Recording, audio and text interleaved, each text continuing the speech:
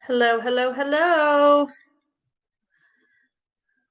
I hope everybody is doing well who's watching this in the replay. It is November 3rd, so it's the evening of the election here. So I just figured I'd come on and we would chat about anything and everything but that. Hey, Crystal. Hey, Amber.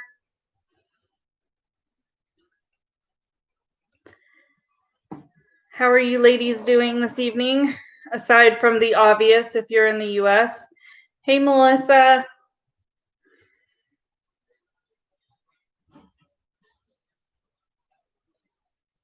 Hey, John.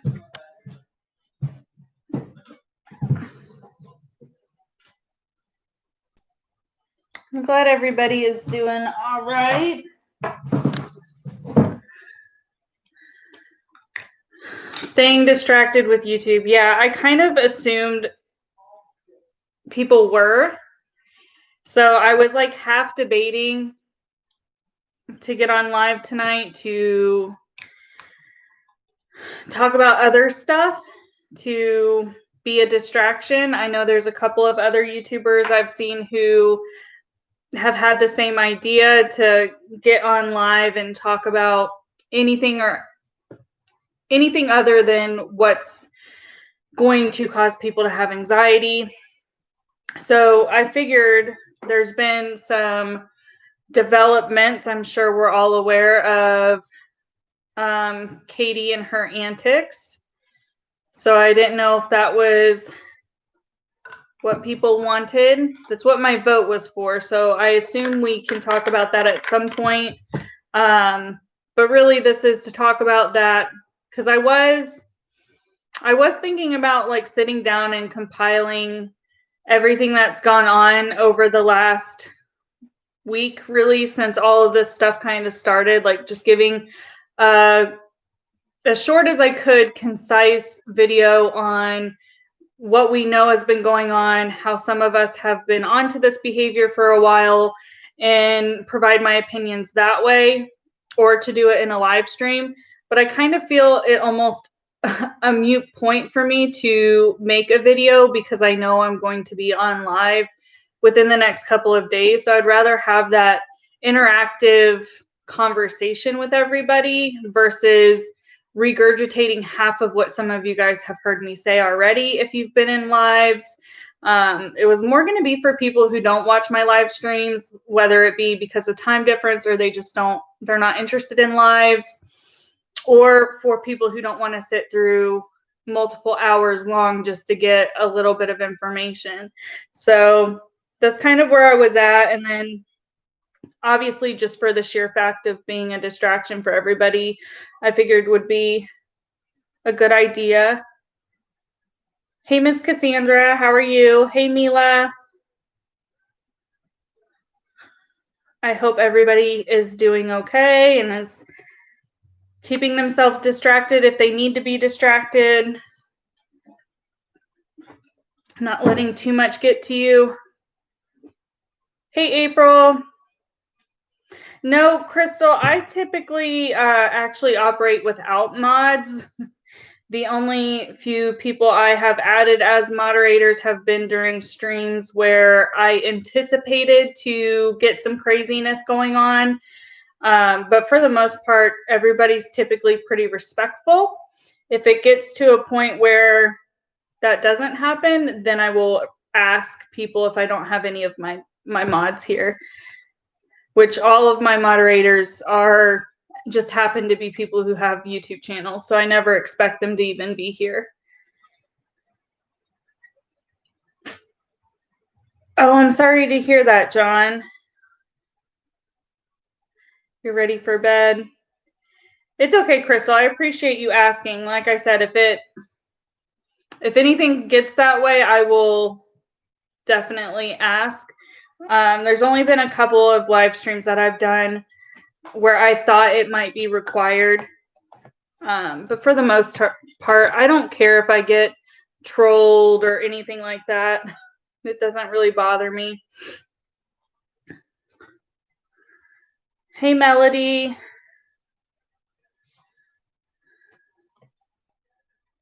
So we had a lot of people vote, and I know there's a lot of other people on live tonight. So I'm not going to wait too long just to start our conversation. If anybody comes in late, that's fine. We can catch them up to speed as much as we can. Okay.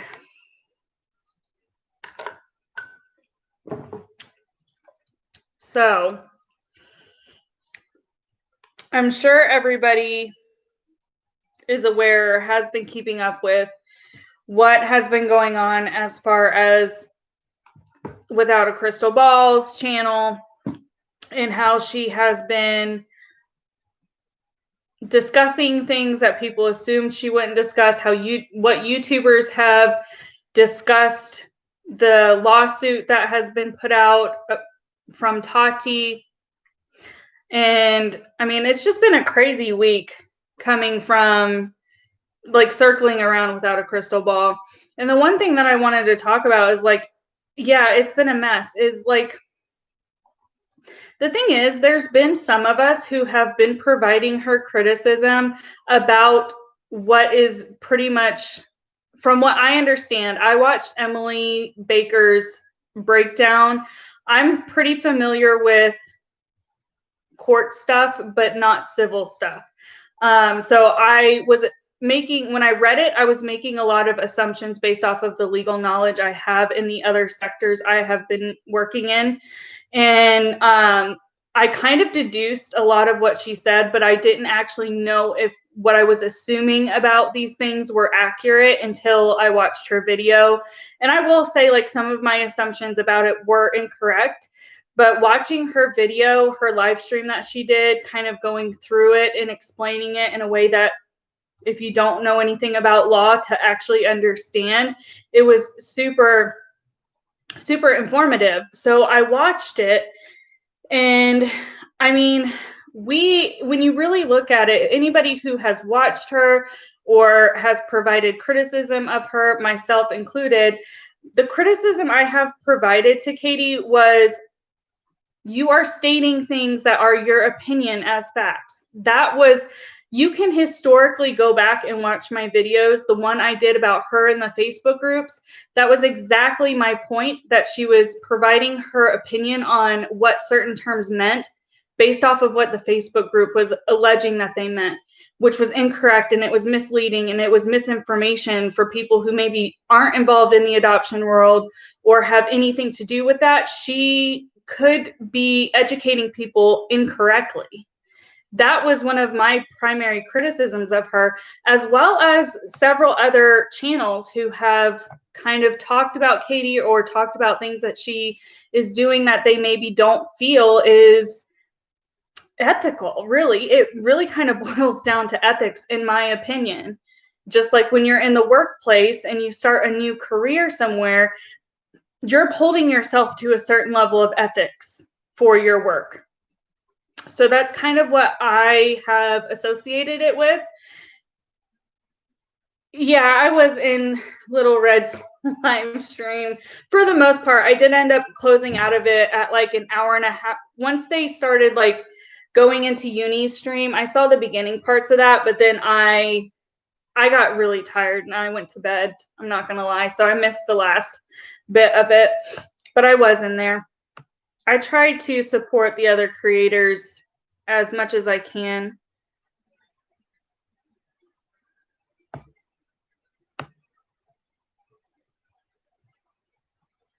Hey, Pat, trying to go through. Hey, Shans, how are you?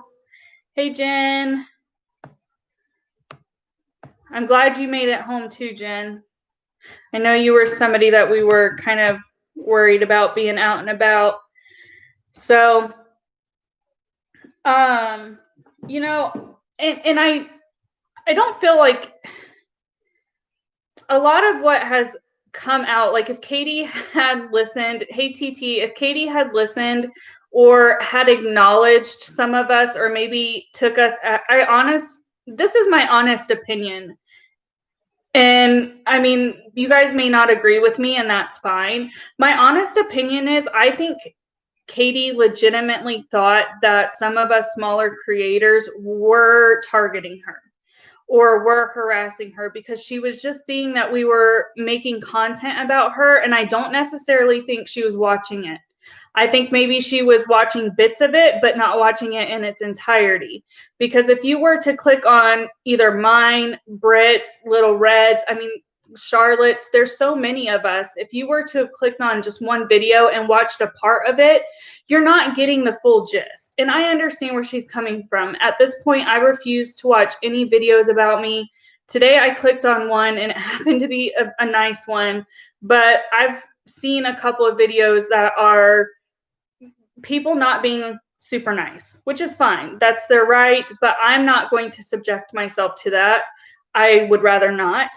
But I understand if Katie is just to maybe get a general census of what these other creators were saying. However, if she had taken the time to like actually listen to one of us, she would have maybe stepped back and realized like what we were telling her was really for her own good. We weren't trying to troll her. We weren't trying, or at least for me, I was never trying to troll her. I was never trying to be mean to her. I don't think I ever said anything mean. Really, I didn't. I was just, from my opinion, I can't see where anything I have said about her has been mean or hateful. It's really been constructive criticism. And if you can't handle constructive criticism, then you might take it as somebody being mean to you. But I really wasn't. And I just wish that maybe some part of her would have like given some other YouTubers, I'm not even referring to myself because I could care less about me, but given some other YouTubers like the view and like listen to what they had to say, because she maybe wouldn't find herself in this situation. Hey, Kim. Thank you, Pat. Yeah, John, I want to get to that as well.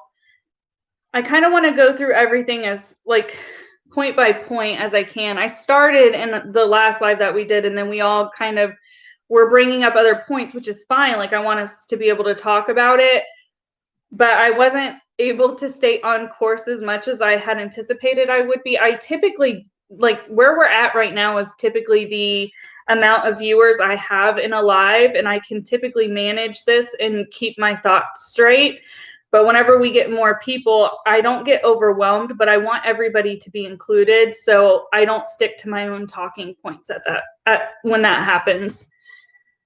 I've said it from day one. If it was one or two creators against KJ, I would call it a vendetta. But when you see many channels reporting on her, you tend to believe the hype. Hey, Liz. Oh, you're ordering Chinese food. Yeah, I understand. A lot of people are stressed, and I'm trying to just help get everybody's mind off of what's currently taking place and like just talk about YouTube drama, primarily Katie. We can talk about other dramas too.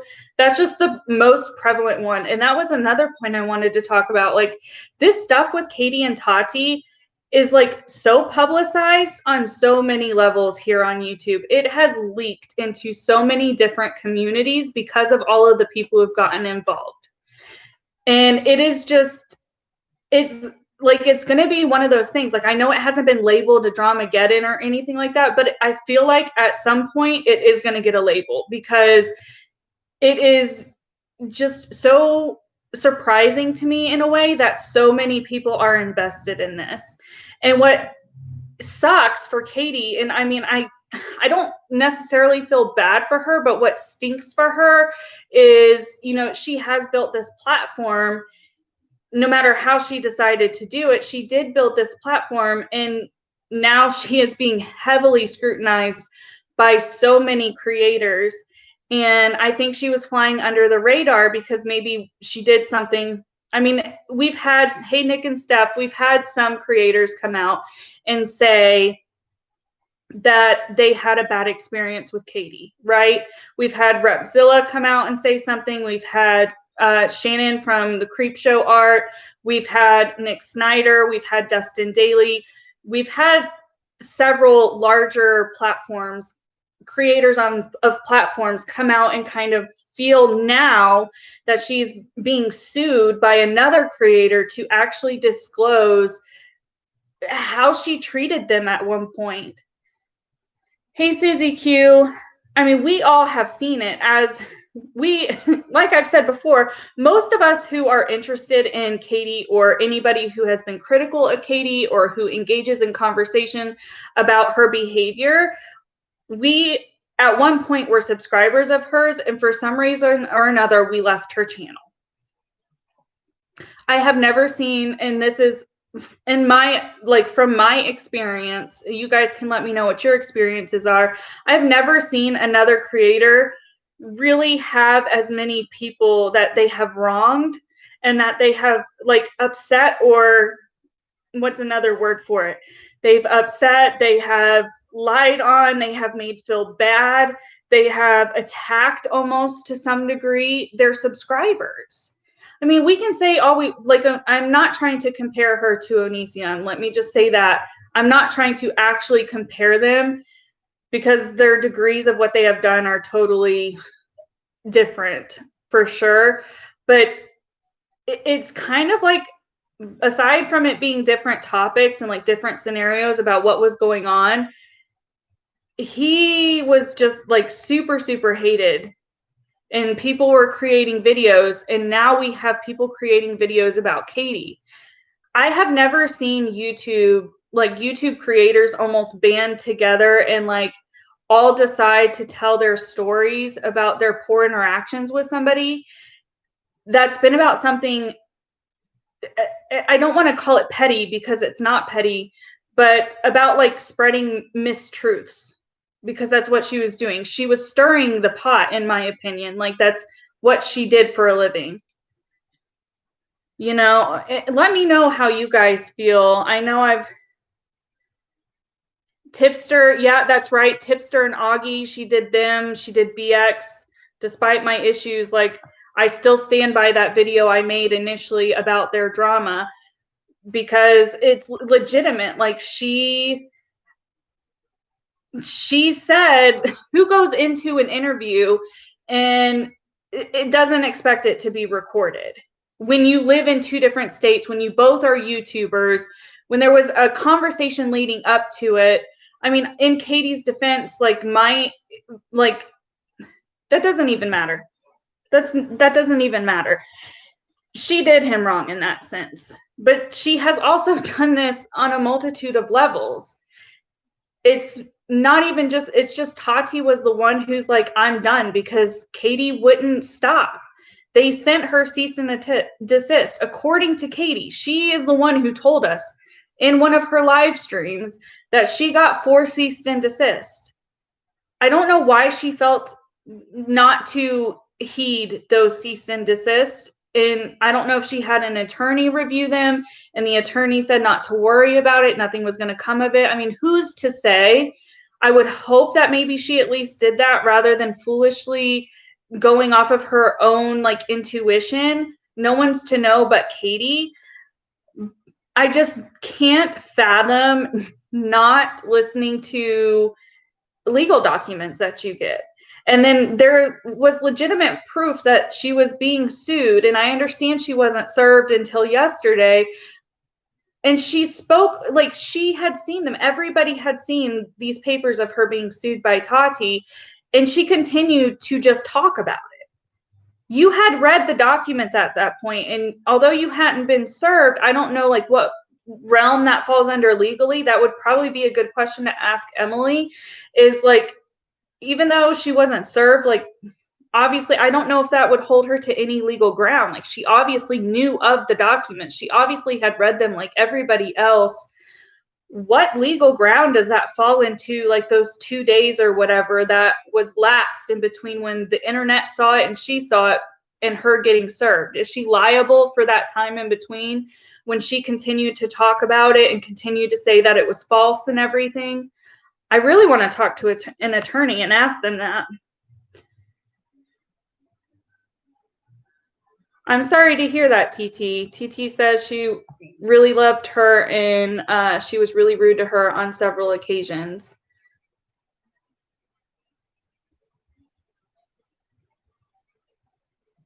You're surprised PewDiePie hasn't picked it up. He commented on Dramageddon. I don't know if he'd get involved with this. I feel like he may be somebody who waits until the end of things. I might be wrong with that. He doesn't often cover drama, does he? I know he talks about everything, but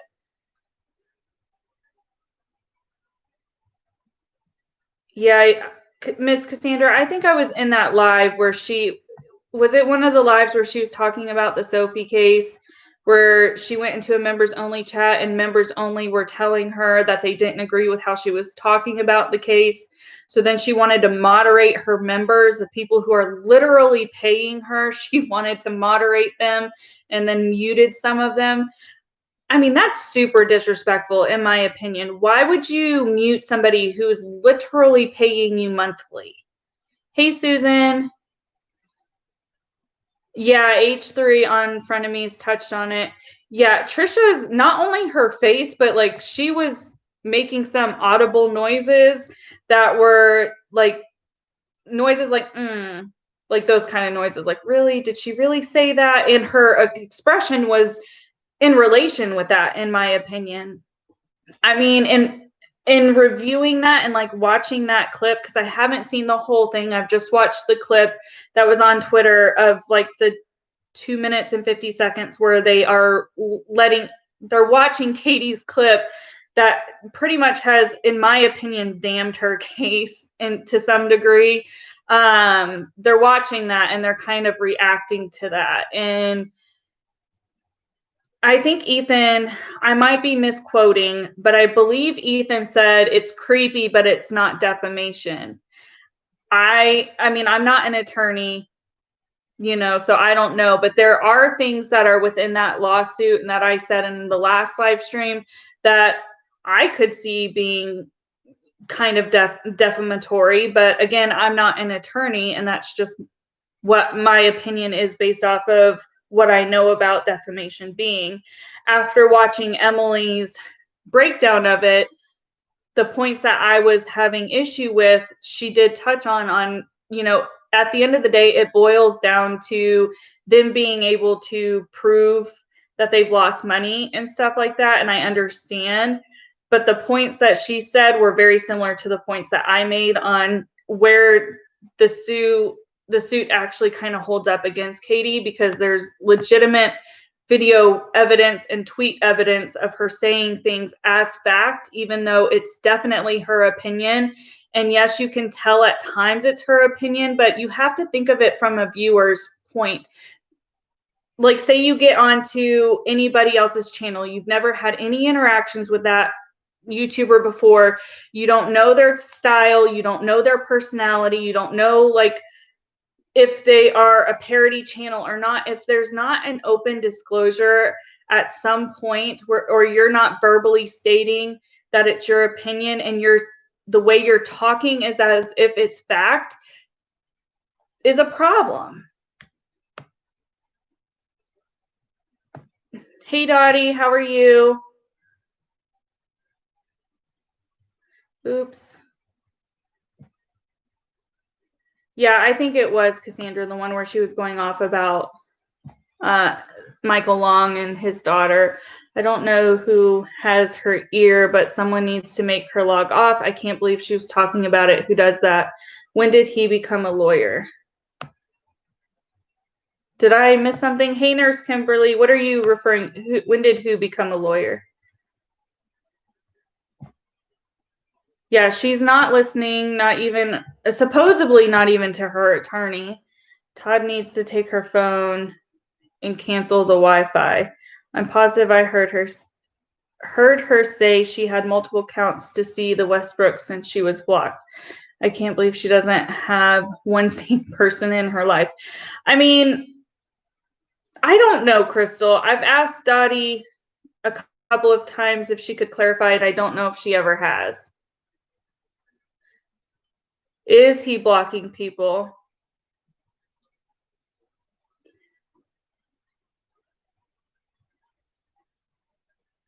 He's blocking people that were saying it wasn't defamation or that it was. Dodie. Okay. I will try to remember that from now on. I'm sorry I've been calling you Dottie for so long. I apologize. As a former KJ subscriber, I can say I took the things she said as factual. See, exactly, especially when she calls herself a journalist, which that we might as well hit that right now. There historically, she has said in certain situations, if you've been a subscriber of hers for any amount of time, you would have caught this hypocrisy. She has stated at certain times that she is a journalist when it suits her narrative, and then she will backtrack when she gets hate and say, oh no, I'm just a commentary channel. I mean, so which is it? And then she would get mad at people who would associate her with a drama channel or a tea channel or a commentary channel, and she'd be like, oh no, I'm a journalist. I mean, which would you can't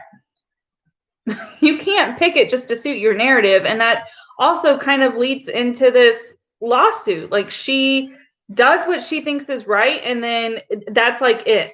I feel like I wonder if Katie is much of a black and white person. Like, she has a hard time in the gray area. I don't know. Obviously, I don't know her personally, but I wonder if that's her personality type, just because of how she has conducted herself and continues to conduct herself. Some of us in another live were questioning whether or not it is really Tati's lawyer on Twitter. What do you guys think? I've seen a little bit of question around that. I mean, if it's not Tati's lawyer, I mean, I don't know what precedence it really would hold, to be quite honest, because that Twitter account, although, yeah, they have said that they are gonna like look into stock accounts and things like that, that could be misleading to the general public. But at the same time, like, it could be somebody who has legitimate credentials and is just giving like their take on legally how it could play out. So I don't know. I haven't followed him enough to really know. I've only seen what people have retweeted of his.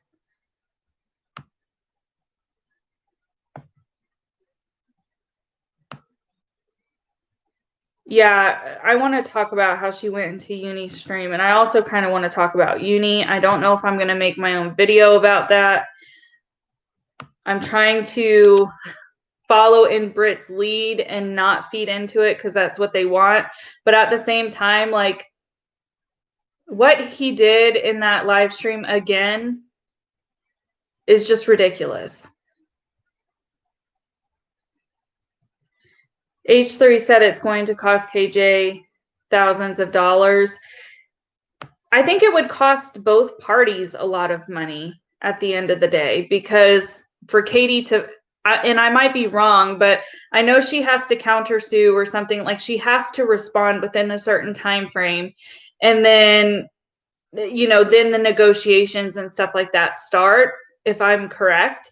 And like, she's going to want an attorney for that. Like, Tati has the attorneys that Tati and James and what they have, what is that word? Obtained. The attorneys that they have obtained are like really well known and like prestigious lawyers. So she's going to want somebody who knows what they're talking about. Hey, Terry.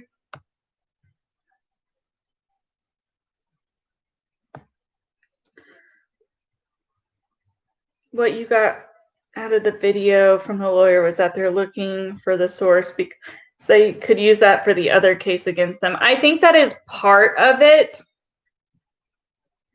And Emily pointed out how like the terminology used in the suit filed by the business partner of Halo, and what some of the things that Katie has said are very much closely worded, which isn't the way she said it. Made it seem like it wasn't what like anybody would say unless they were kind of instructed or kind of told what was going on. So there was some like questioning as to where she was getting her information. Are people who write for the National Enquirer and considered journalists? I honestly don't know. Okay, there's Kimberly. I hope you have a good dinner. Yeah. Yeah, H3 made a couple of comments. Like, he definitely wasn't. I think she was expecting him to support her because whenever, and this is my assumption is Katie was expecting that Ethan from H3 was going to support her because she openly supported his wife. I'm not sure how you pronounce her name. I think it's Hilia. If I'm wrong, please correct me. Whenever all that drama was going on with her and James Charles in relation to the merch, Katie was very much like kind of speaking to the Kleins and was like, I support you. And then she bought a hoodie and then she was wearing the hoodie and all of this. So I think she was expecting that because she had supported them. But what I don't think what my take on it is from those two scenarios is I think Katie is the kind of person that if she does something for you, when she's in a bad place, she expects it back. Whether you agree or disagree, she expects you to give that back to her to some degree. Like, for instance, an example that I can think of, and this is a silly one, but like an example would be she buys you lunch one day and then she's hurting for money at her own expense and she expects you to take her to lunch one day. Like, that's kind of how I think maybe she was thinking Ethan should treat her. But if you have ethics, you're not going to just do whatever because another creator has supported you at one point in time and expect that back when they disagree with it. I mean, it just didn't make any. I think I'm going off on a tangent and I'm getting away from the chat. So I'm going to go back.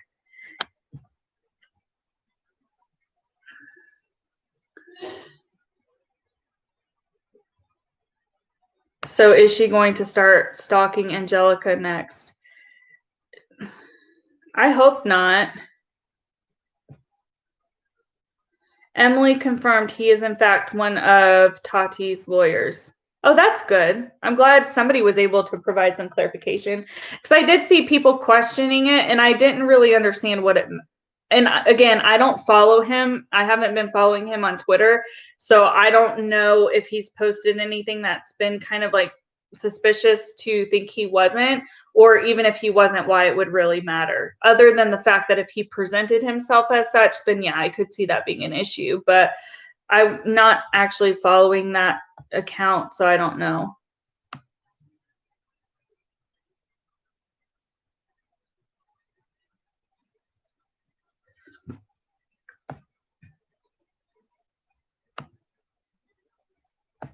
Did Deaf Noodles end up supporting her? I don't think so. So I haven't seen anybody flat out give like she's right. And even though Ethan was kind of like saying some things and like he ultimately didn't like, he said that he didn't think it was defamation. So in his opinion, it's not defamation. But also in his opinion were all the other comments he made. So he really didn't provide anybody a clear response. He did cut back Katie by saying it was almost foolish for her to fight and things like that. But he didn't really provide his actual opinion on the situation at hand. I don't know if anybody else caught that. Yeah, John, I started watching KJ after the Sherelle's World stuff happened. I've been told bits and pieces of it, but I don't know the full context of that. I know recently she kind of got dragged back in, or they got pulled into her circle with the stuff that happened with John Yates.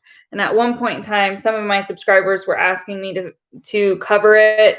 And I didn't. And I don't know if that's something you guys still want. Shortly after is when all of this stuff has happened. So I feel like the last couple of weeks, like so much like random large drama has happened.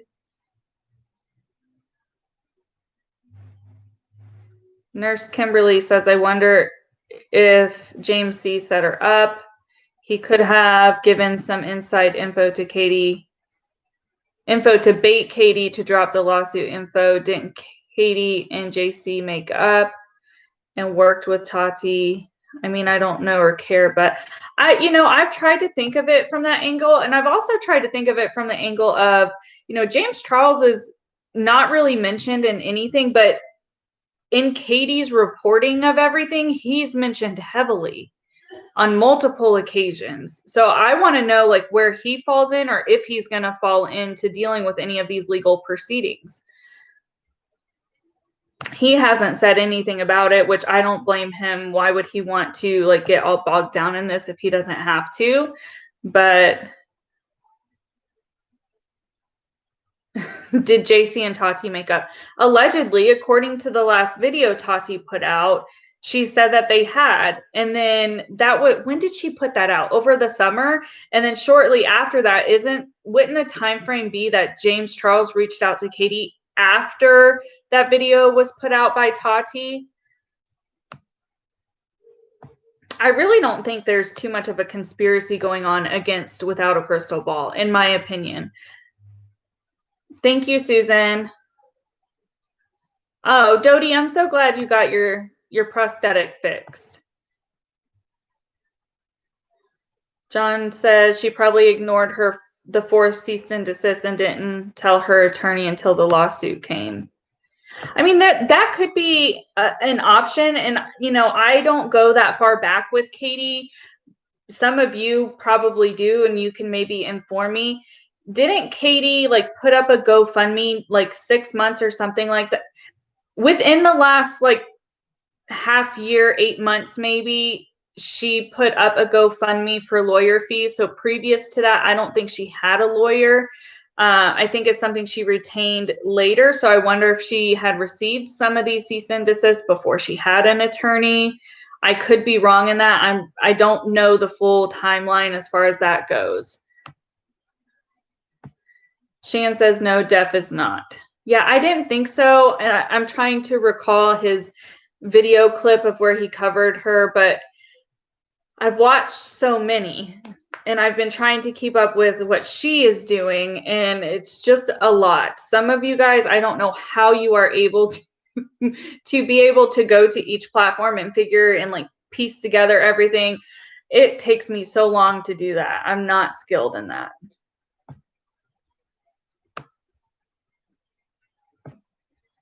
Okay, I think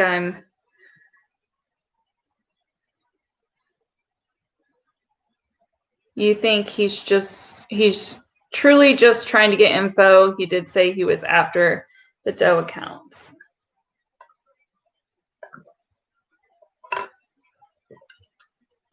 He didn't do anything questionable in your opinion?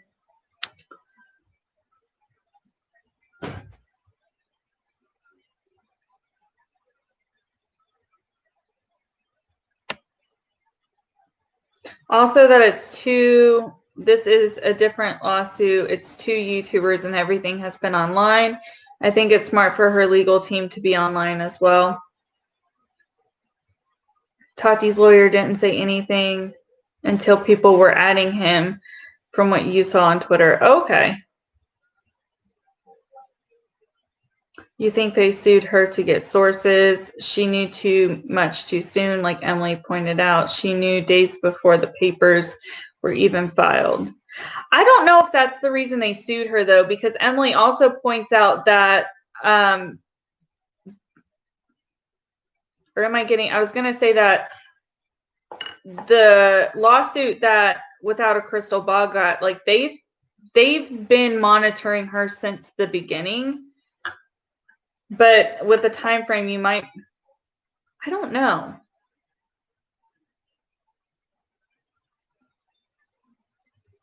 It was after the 8 passengers. So that had to have been within the last, I covered the 8 passenger stuff. I think I was such a small YouTuber, which I still am such a small YouTuber, but I was such a small YouTuber when I covered them that they didn't even know I made a video. It's still up and it's never been flagged by them. And I was very critical of them. So don't tell them. Just kidding. If you want to, you can. I could care less. I'll take it down if they want me to.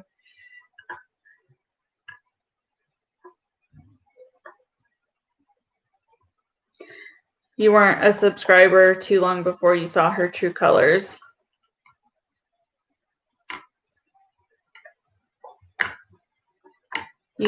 I'll leave John Lates out of your vids after what he did to LB. LB, Leslie Bass? Is that a right guess or am I wrong? It's interesting. She has removed stuff in the past because of cease and desist, or won't cover stuff because yeah, Dodie, she did remove everything. And then recently, once she got a phone call within the last couple of weeks saying that she knew James Charles was trying to silence her and all of this, she put them back up. And then she's continued on with, you know, her point of view.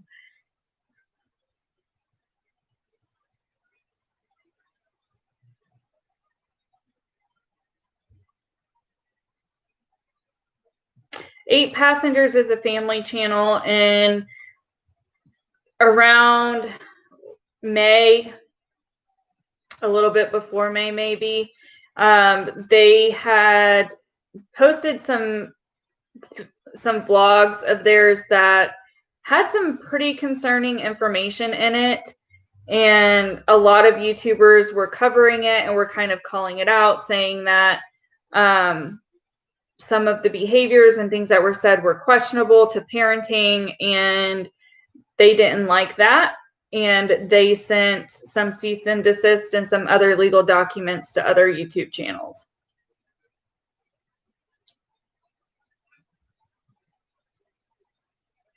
You think they're checking her IP address?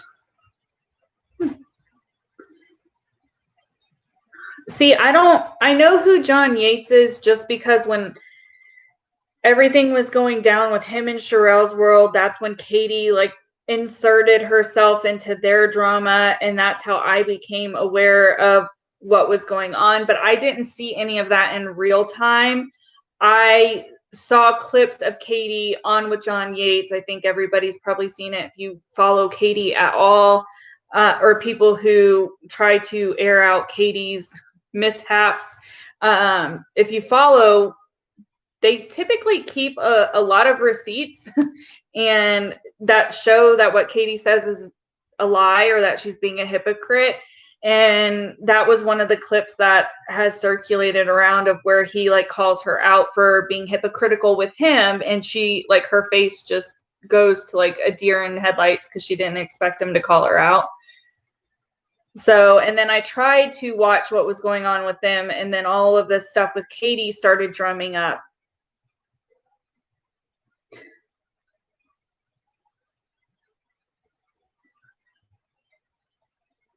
Yeah, her tenacity to go after, to continue covering the Westbrooks to the degree she has is abnormal. It is very abnormal in my opinion. I mean, and I think it was Brit. It might have been a different channel. I've watched so many videos that I can't keep everybody straight at this point. I'm pretty sure it was Brit, but she talked about how you can make videos on one like the drama channels do. And I'm not saying I'm not a drama channel, but Dustin Daly, Peter Mon, Nick Snyder, those kinds of channels who they talk about beauty guru drama, and there's only so many beauty gurus who happen to get themselves in consistent drama. So they're consistently making videos on said people, but it's typically always a new scenario, a new scandal, a new drama. Not I'm going to go looking for something to be able to report something. That's very much what I feel with how Katie was reporting on Tati and James. Am I saying that they are without a past? No, but we all have past. We're all human. You know, at some degree, you're going to find somebody in all of our histories who say that we were mean to them, right? I mean, so it's very weird when you look at it from that aspect. Covering somebody multiple times, if needed to be covered because there's relevant topics to cover, makes sense. But if you're covering the same person just because you want to A, drag them, B, you don't like them, or C, it brings in nothing but views, you have a motive there. It's not just to, talk about the scandal.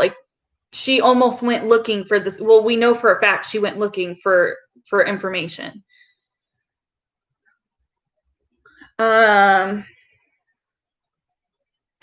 Let's see. Kim says if KJ dug into Tati, it stands to reason that she discovered who the business partner was. And I think she definitely reached out to him. So in my opinion, there's a good chance he's been her inside source. I mean, it could be. It's all speculative right now. And who's to say that, because what Katie did mention, not Katie, Emily, what Emily did mention in her video was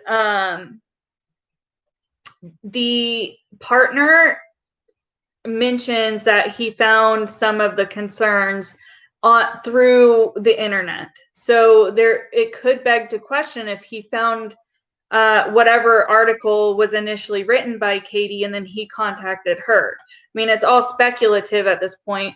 And who's to say, like, I think there's options if this remains public or not. And I would imagine both Katie and the Westbrooks probably won't want either one to be public moving forward, but I don't know how that works. Something that tipped the Westbrooks off that causes them to think she has a source. They can't figure it out. Who? What did she say 18 months ago? Yeah, she keeps referring to 18 months, which if you historically watch any video of her, that's when she starts saying that she started to get these troll and these hate accounts against her, which most of us know at this point that there really aren't any troll or hate accounts against Katie. There's people who are trying to hold her accountable, which is going to end up potentially being for good reason because she has gone through and she has tried to hide and delete stuff. Uni stream was so bad you had to stop watching. I just really don't like him. I don't like how he talks. He talks down to whoever is viewing his content, and that immediately like irritates the heck out of me. And then for him to criticize Britt and not even listen to anything she said, and then he's made himself look foolish to every other large creator now because what they are saying very much mirrors what Britt said that he was being critical of. And he is just like, he's nasty. And he continues to say that he wants Kyle to be on there. And my opinion on why he wants Kyle to be on there is because in the last time he had Kyle was even nastier than he was. Kyle was the one who would initiate going after the female's image, like their physical appearance. And like, it shouldn't matter. That's one thing with Katie I have never talked about and never encouraged people to talk about her appearance because we can't help how we look. I'm chubby and I don't care if people mention it. Like the trolls who come in here will call me chubby or fat or whatever. I don't care, but I know that about me. I don't need a whole bunch of people on the internet pointing it out. I could care less. I'm happy with my size. So why do you feel the need to cut somebody down on something that they can't help, right? I didn't realize I got so far behind in the chat. I'm sorry. Hey, Advent. I'm having a pretty good day. I hope you're having a good day.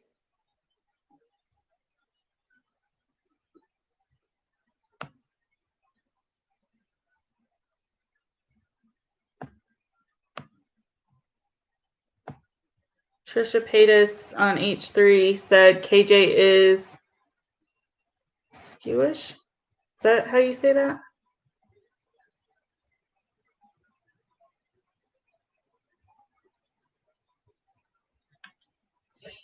Yeah, I mean, them reacting to that, Trisha's face was like, her face and her noises are what, and she even says at one point she hadn't seen that part. And you can tell like what she hadn't seen because her face and the noises that she makes her like are very telling that she was put off and disgusted by what she was hearing. Stalking. Okay, I was like, thank you, Nurse Kimberly. I was like, is that a word I just don't understand or I don't know?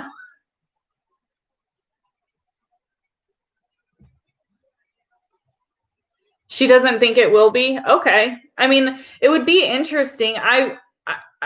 She would know over me for sure, because I don't have, although I've worked with attorneys very closely, and I work with the court system currently very closely, and I have in the past, I've never been in civil. I've been in criminal and dependency courts, so I know how those operate a lot better than I know how civil stuff works.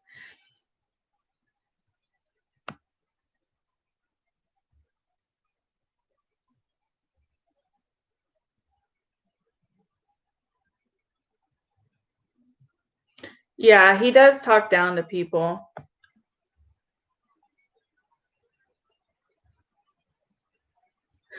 18 months ago. So it was a while ago, but Katie, in recent times, like just before all of this drama got kicked up over these lawsuits, she was very much like happy to say, I can't remember if it was a live stream or what, but she was very happy to say that she came to YouTube with a platform. I think it was in one of her lives. She was letting people ask her questions. And one of the questions was what advice you would give to somebody trying to be on YouTube or something like that. And her response was, and this is not direct because I can't exactly remember, but her response was something along the lines of, I don't think I'm the right person to ask for that because I came here with a following.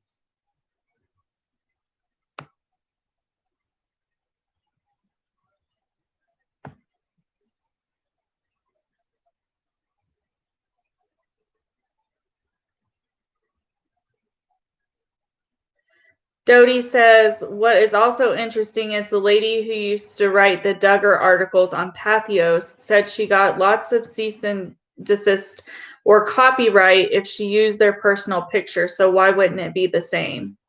I'm not sure.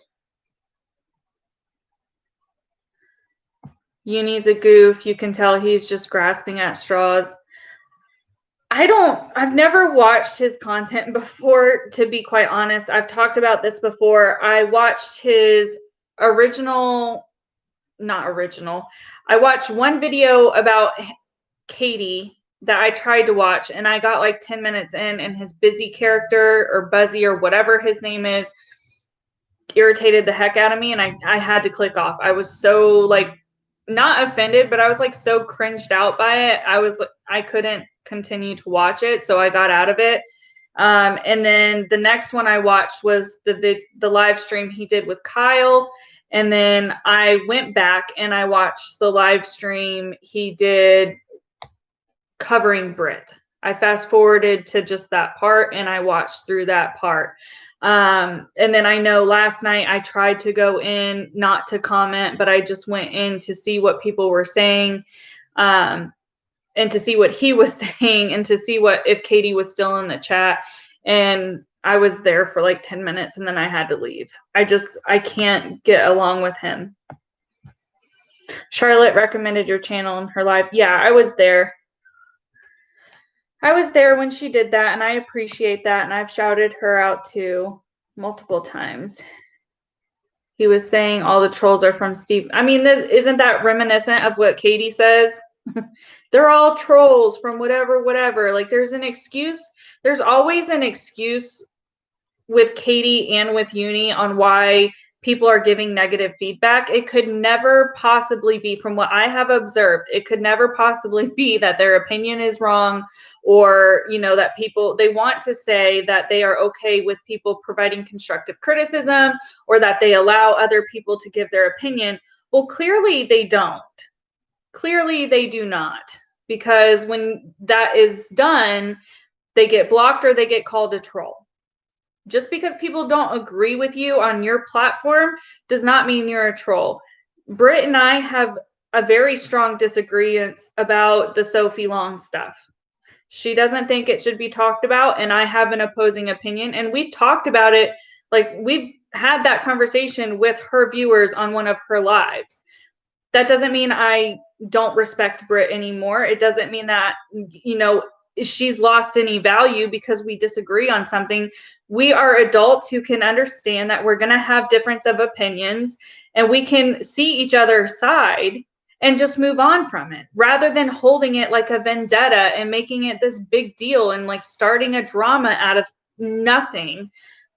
It's just surprising that there are creators on this platform who will state that they want criticism, they encourage criticism, they encourage debates and things of that nature, and then they literally do the exact opposite.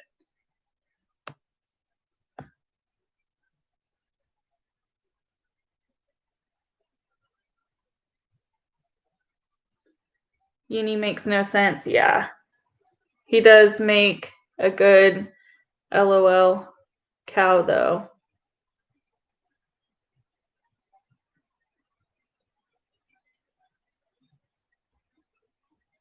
"18 months is when you think she started YouTube."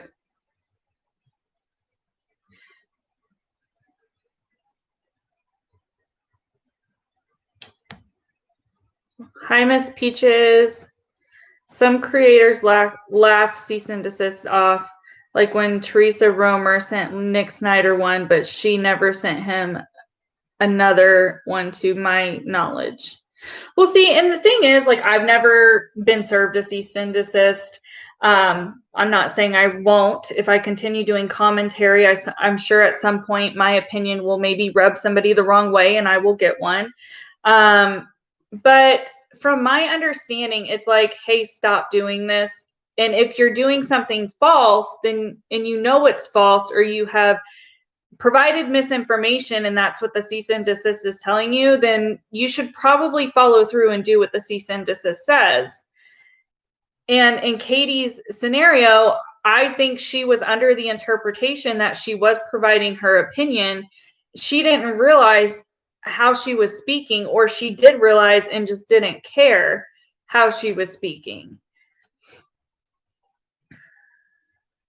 Charlotte's channel is just Charlotte, and her image is of a sugar skull.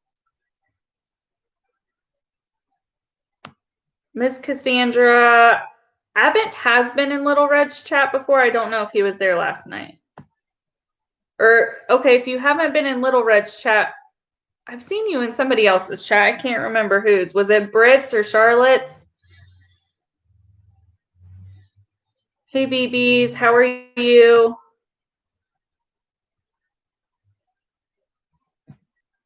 Yeah, I thought I've seen Advent in other chats too. I mean, it's fine. I don't mind whoever's here. You can be here and have an opposing opinion for sure. I thought I saw you there too. Don't criticize Gabby Hanna. Did I miss something? Hey, Debbie, how are you? Since she got on Twitter, you can see people's responses are killing her. She cannot take it at all. Yeah, she can't. What I wanted to talk about, yeah, they say they get around. I'm sure I've seen them, and I know I've seen that person in other chats. It doesn't matter who, though. You do lurk sometimes. I think everybody lurks at times. I mean, you don't always want to be vocal with where you're at. Hey, Claire, how are you?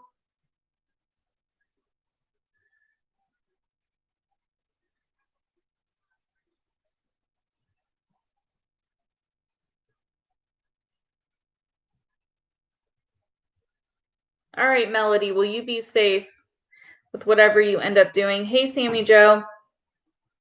So, I mean, some of the other antics around Katie is the video today. I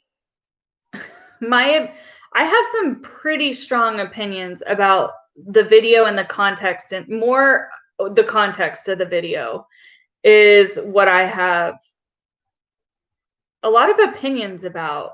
Have you guys seen the video? I guess I should start there. I'm good, Claire. Just trying to help be a distraction and talk about Katie and any other stuff you guys want. She's just an easy one to talk about right now. You stopped watching her. Yeah, I don't know how people can get special characters right. I'm even a moderator and I can't figure it out. You haven't seen it. Copy and paste. Oh. I don't think I've ever thought to do that. That is very smart, Claire. I might use that. I'm not going to lie. So Katie put a video out today. What was it called? If it's not been deleted. Shans, I'm talking about the video that Katie put out today.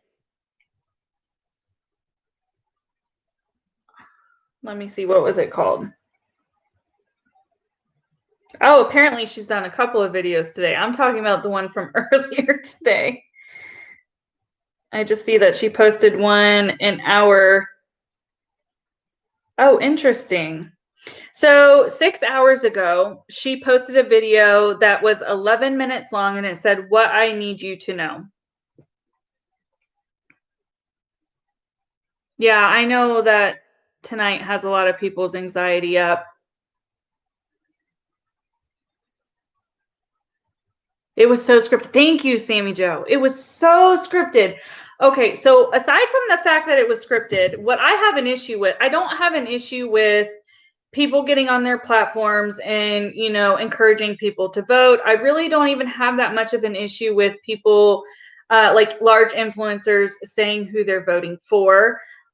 We all know that Tana almost got herself in some serious trouble because she was trying to encourage people to vote in a legal way. But I don't mind people, you know, advocating. That's part of what you get to have with a platform, is you get to advocate. So I don't mind that, right? And I'm not trying to talk about the election. I'm not trying to talk about politics, because that is a no for this channel all around, always will be. But she started a video like that. Yes, on a mission. She got served yesterday. If you go and watch Truth Sleuth's video, she has the actual receipt in her video. If you guys don't know who she is, I can pull up her link and put it in the chat. But so Katie did this video. It's 11 minutes long. So keep in mind, this is a shorter video for Katie, right? The first half of the video is her encouraging people to vote and the importance of voting, which was scripted. If you watch her, she is definitely reading a script, which is fine. There's nothing against that, but it's not her typical style of video. She is overly cheery and smiley and cringeworthy, in my opinion, in this little speech she gives. Then she decides to start talking about how she wants to advocate. It has always been her intention to advocate because, and she's mentioned this a couple of times since this drama, about how she is a mother of somebody who is autistic, and how she has always wanted to be an advocate, and she's always wanted to talk about like child abuse and things like that because she wants to advocate for it. When I tell you, my mouth, I watched this video at work because I was doing paperwork, so I had my headphones in. I legitimately, my reaction was instant frustration.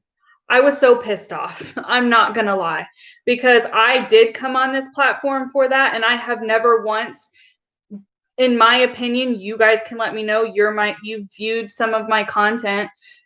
I have never done anything to not advocate when I have talked about serious issues.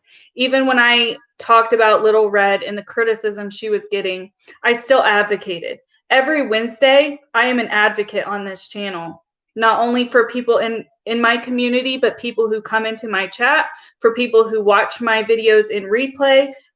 Those videos are never monetized. Those live streams are some of my longest live streams, and they're never monetized. And I don't care that they're monetized, because I came on this channel to advocate. For somebody like her who has called a 9-year-old a liar,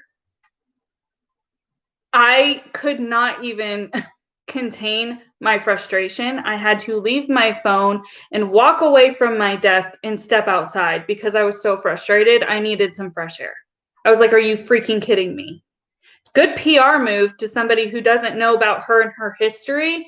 But for people who have, and people like me who have tried to use our channels for advocacy, in addition to commentary, I was so irritated. Then she goes on to say, oh yeah, I'm teaming up with 3130. And how it's a commission. I could not even. I was so flabbergasted. You are going to put out a video encouraging people to vote, trying to, use your platform, say something that you're going to do from now on, that you are going to advocate, which if she holds true to that, that's amazing. If she wants to advocate, advocate. But don't say that you've always been here to advocate, because you have not done anything that I have seen to lead to advocacy, other than I think she said she's raised some money for some charities.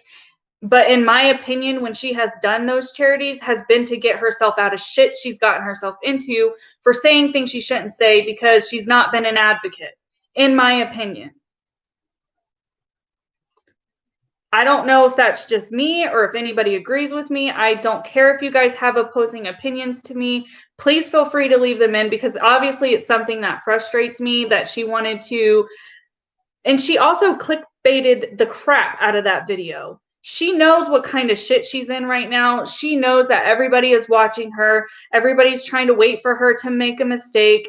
She knows that. And we know that that's what we're doing. We know that we are waiting for her to make a mistake. She continues to make them in a lot of people's opinions. She continues to talk about a lawsuit when most people, when they're served papers from somebody who has a crap ton of money, usually is going to be quiet. But Katie is the exception. I'm not saying there's anything wrong with that, but it's against what most people would do. So, of course, people are even more intrigued by the fact that she won't stay quiet. People are even further putting her under a microscope. She is gaining a bigger audience right now, whether that be from people who don't like Tati or people who are just genuinely curious and want to know what's going on. So they're going to subscribe to her so they get those notifications when she uploads, because they're just hoping that she uploads something that she probably shouldn't, and she titles a video like that. I was so freaking frustrated. Like, frustration, I don't even know if that's the right term for the feeling I had watching that video through. I'm going to go up and catch up. Sorry for my side box rant, but those are my genuine feelings. So I may have misheard, but from what Emily Baker said is that she has to use an attorney licensed in Washington State. So I think her super awesome attorney can't even defend her. Yeah, because that's where it was filed. So you have to have an attorney practicing where it's filed if you want to have defense. She yelled at everyone in the chat for not paying attention. Which chat, Jen? Did I miss something? It's definitely a PR move. I agree, but the extent she's going to with this PR move is just infuriated the living hell out of me. Just saying, hey, gotta watch. Hey, it's just Chad. I hope you're having a good night. Sorry to have to mute, getting my little guy to sleep. Going on chat, Emily. 2 sets.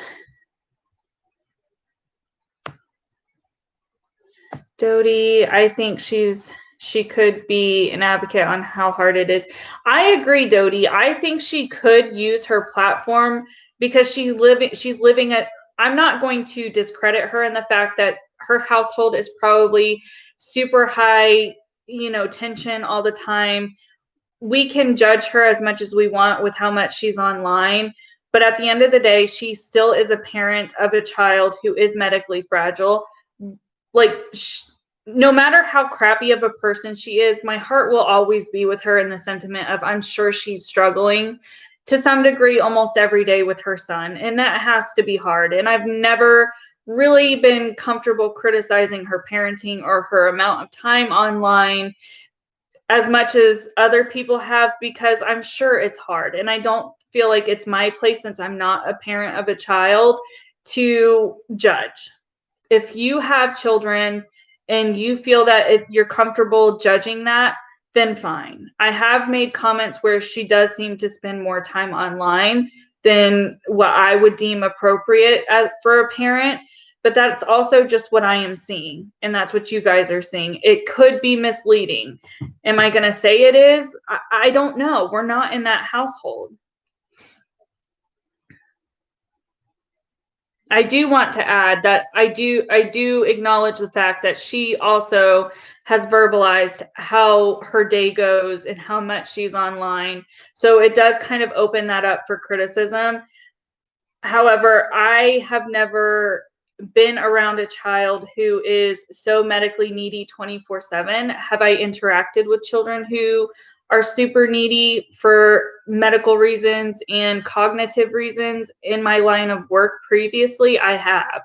And just short stints of like caring for or trying to speak to individuals who are facing those challenges has been difficult. So I couldn't imagine that being my daily life. I'm not going to lie. My heart will always be with her in that sentiment.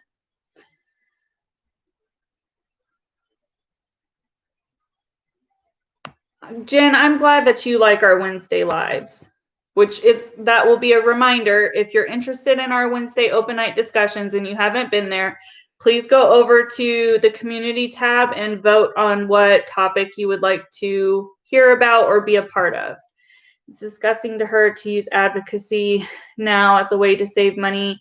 Yeah, I'm not a super fan of how she's been like pushing to get donations and things like that.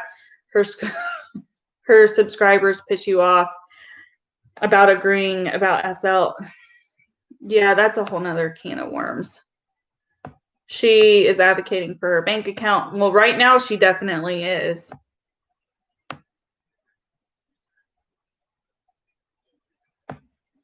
I think the majority of her subs are young kids. I look at the avatars and seems they are. I've never paid that much attention to, I really don't pay attention to people's avatars. I pay attention to their names.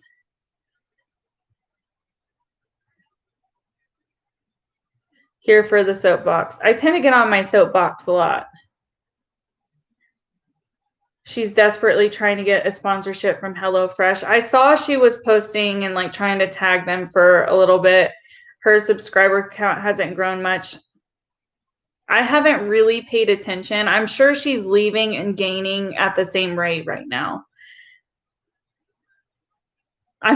This is speculative, but my opinion would be if her sub count isn't going up, that maybe what's happening is people who have defended her in live chats and stuff against alleged trolls, that they are now seeing that all these other creators are talking about what she's done to them and things like that. It's opening their eyes to be like, man, I was really fooled, and are unsubscribing, but people who are new or who want to just keep up with the drama are subscribing. So it's like a revolving door almost. In all honesty, I hope her house is protected for her son. I'm sure they're taking precautions. I watched a video today where they said KJ has posted over 700 videos this year alone. She's got a lot of uploads. She has over 1,000 uploads, I believe. I could pull it up on Social Blade and tell you how many she has loaded. Already voted.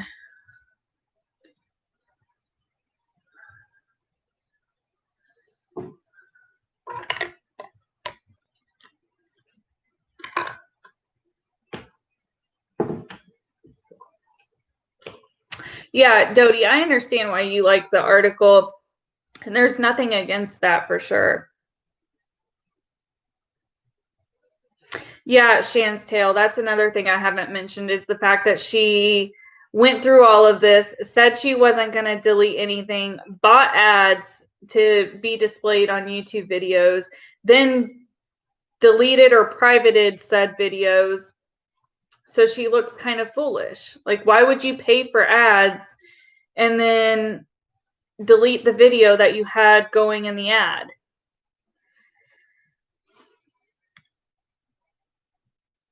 Hey, Della.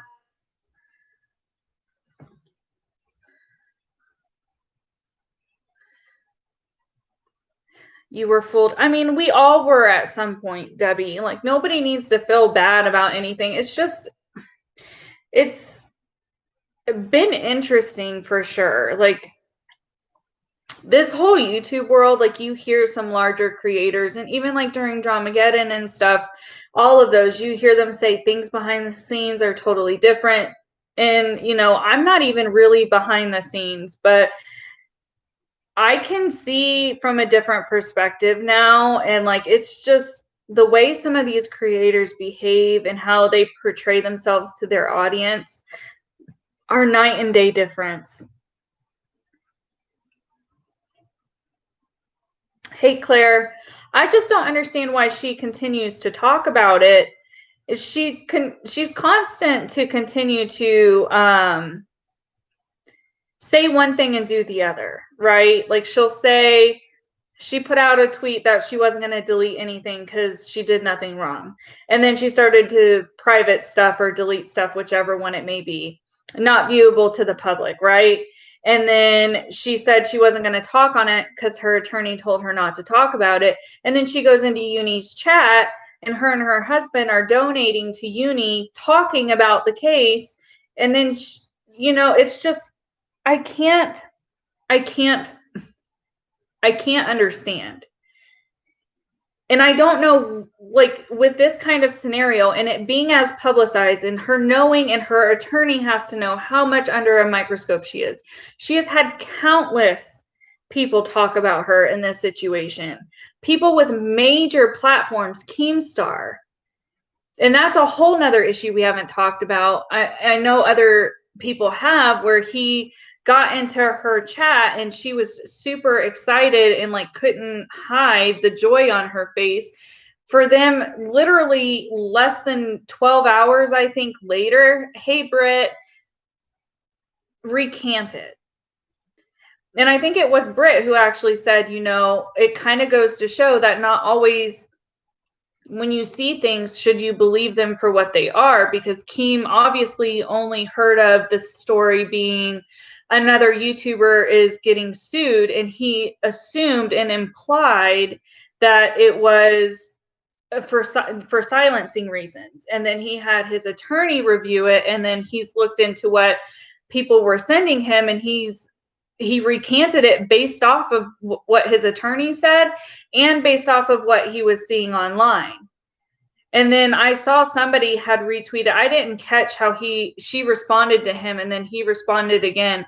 I didn't even see that happen. Somebody retweeted it where she like argued him to some degree, like went to bat for herself and was like, I'm not stalking, or I'm not creepy, and like provided her reason. And it's just like, why are you even going to that length?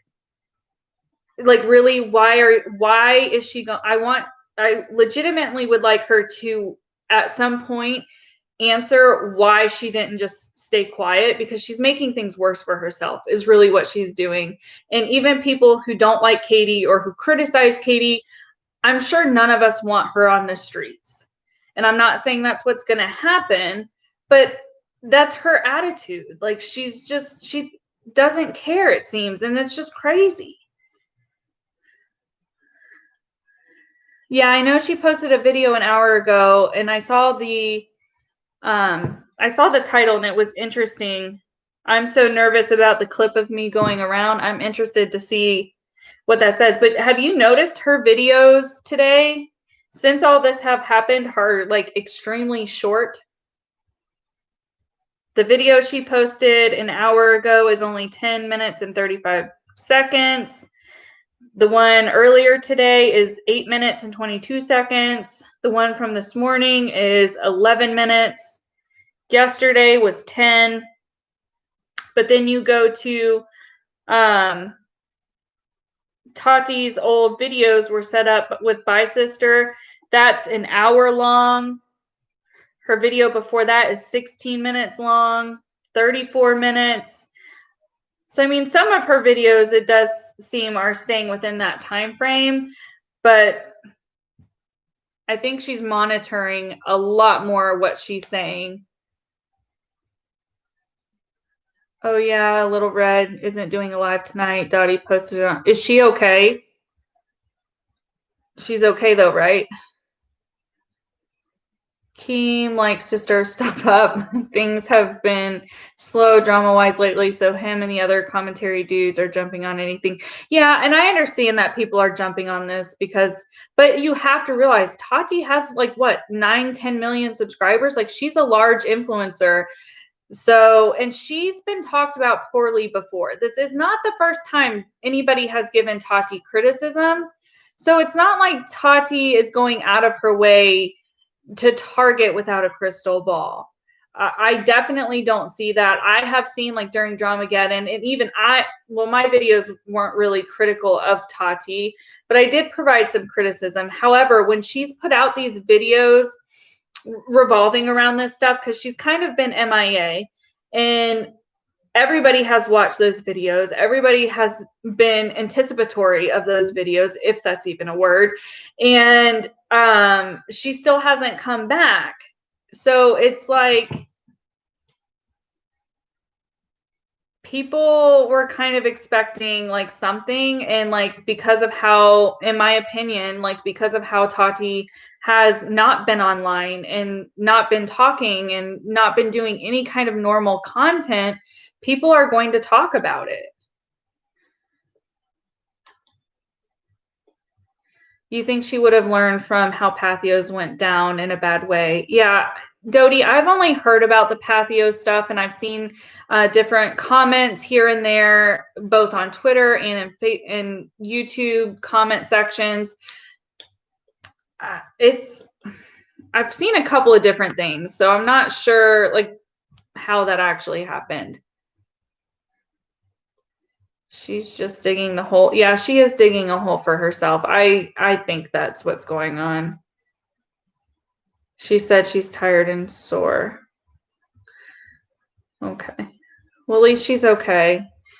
Is Tati the chick that was involved with James Charles and flipped on him? Yeah, Advent. Tati is a large YouTuber who was close to James Charles, and then just drama. SW is talking about it now. Do I know who SW is? Should I know who SW is? She said her husband was offered his job, but they wanted to make the most money from YouTube. Not really smart to put all your eggs in one basket. Hey, the Beauty Demon. Yeah, she made a video called Bye Sister where she made a lot of comments, and Sherelle's World. Oh, it's okay. I just can't. I'm trying to remember them as you guys use the abbreviations. I know she went live about like from her perspective what's going on with Katie. I didn't watch it because I didn't watch hers while she was live, and I went on live, so I don't remember what I was gonna say. It's a horrible idea. Oh, to put all your eggs in one basket. Yeah, I don't agree with that. I don't know if I've had this conversation. I know Britt's had this conversation with her subscribers before. I prefer people who, like, content creators who don't do it full time. I have noticed a very big difference in, like, yeah, you don't get as much content, but the quality of content, in my opinion, appears to be better. You can tell that the creator isn't money hungry, isn't here just for the money. And even people there are some creators who are genuine, who are full-time creators, who still put in the same amount of effort into their videos.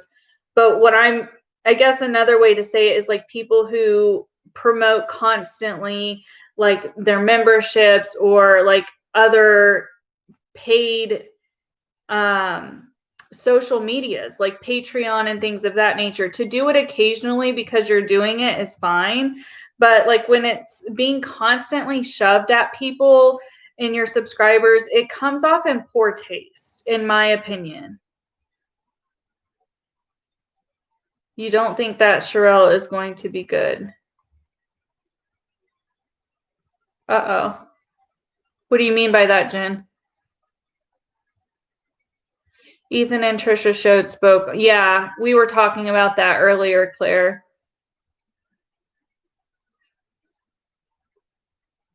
Huge change in full-time versus part-time creators.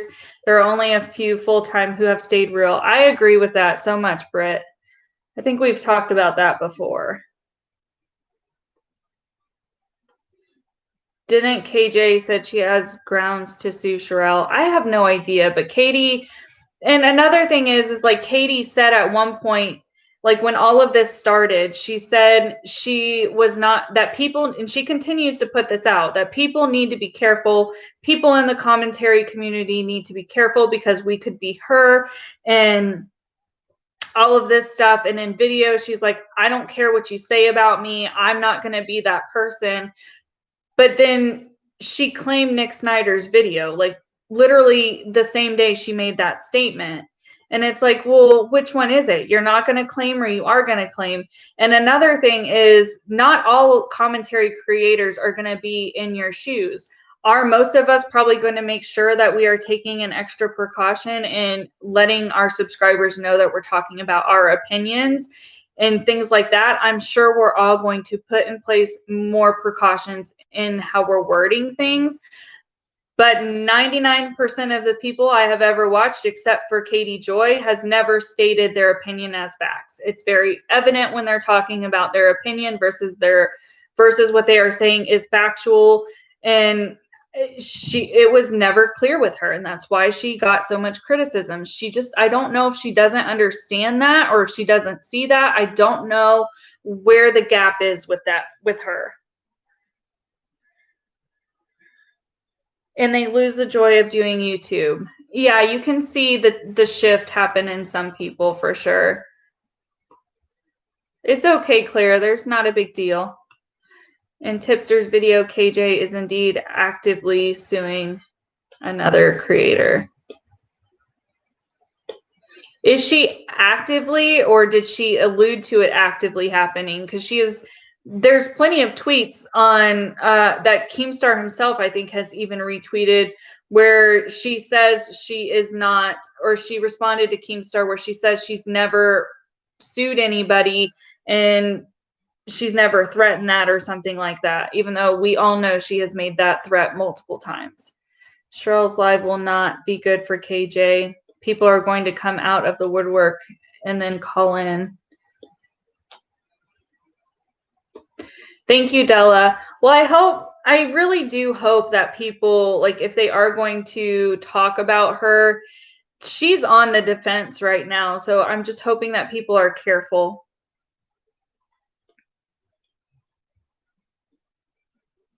Yeah, see, the people that I would think she would try to are what, and I don't think she will at this point. She's got too much going on to try and go around and sue everybody else.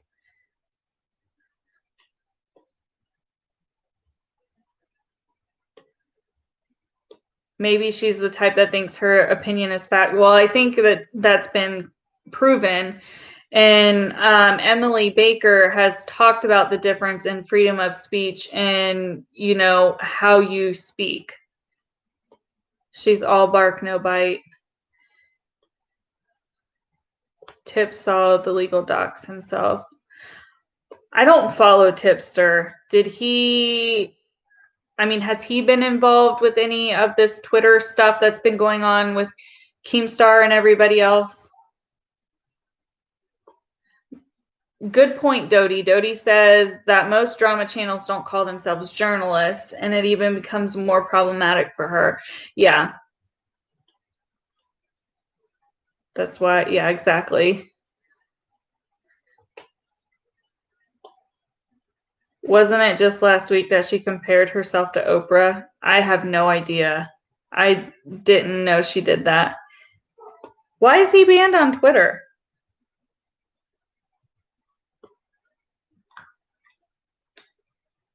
What did he do to get banned on Twitter? I didn't know you could get banned on Twitter. Sorry, it's super cold here, so my lips are getting chapped. So I'm trying to keep them hydrated.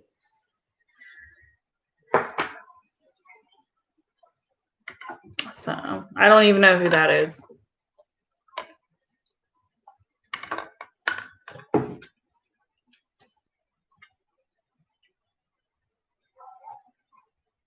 There's just so much around this, and like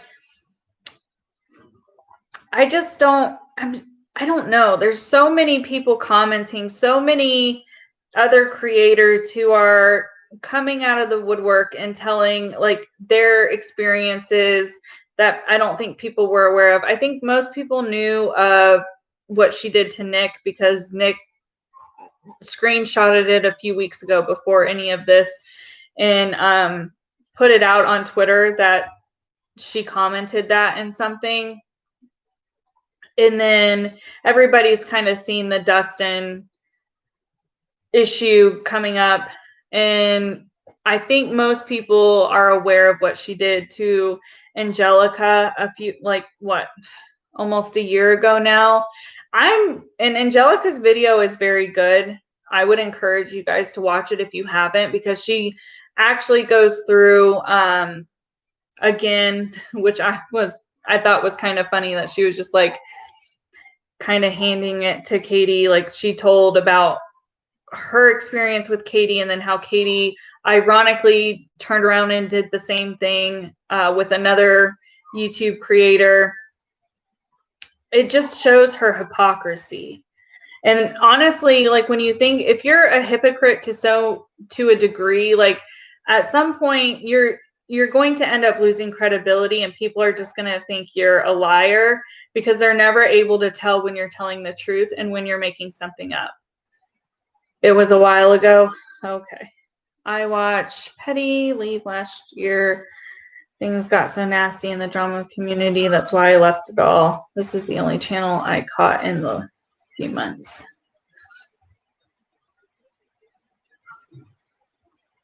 Apparently Katie compared herself to Oprah.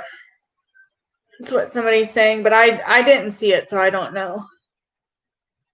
Bye, Nurse Kimberly. Have a good night.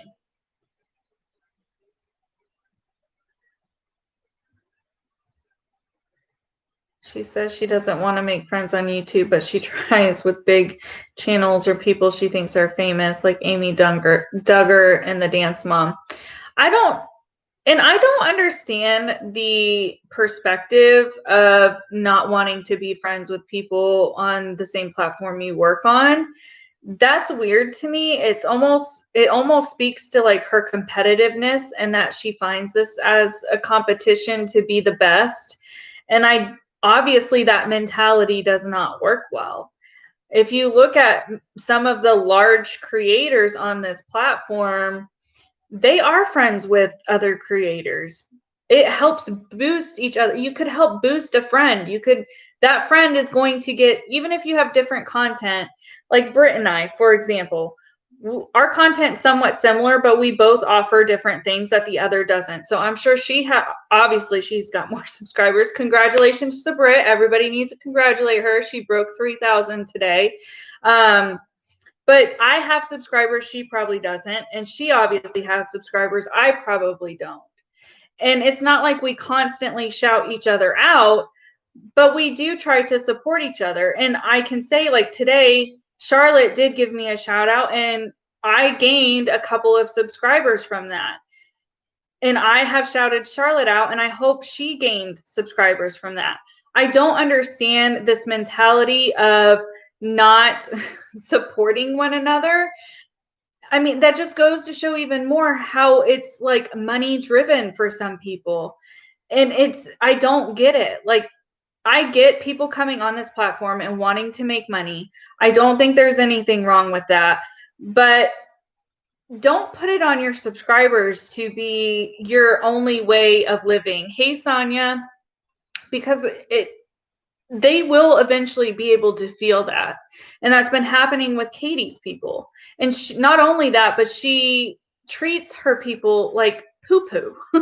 And I have seen recently, in the last, like before all of this stuff happened, I was in a live stream of hers where she was allowing people to ask her questions. And I say allowing intentionally because we all know she doesn't acknowledge a lot of the common questions she gets. But one of the questions she got, and I can't remember if it was a super chat or not, but she got the question of something about the memberships on her second channel and her other channel, this live channel that she started. And she got pretty mean about it. I'm not going to say she was aggressive because like she didn't get aggressive, but her tone changed and like the look she had on her face changed. And it was like, well, I just haven't had time for that channel. So you can just cancel it and restart it when I go back to that channel. That's so rude. They were just asking to see if it was something that they should keep up because they wanted to continue to support her. And we're asking her if she's going to go back to that channel.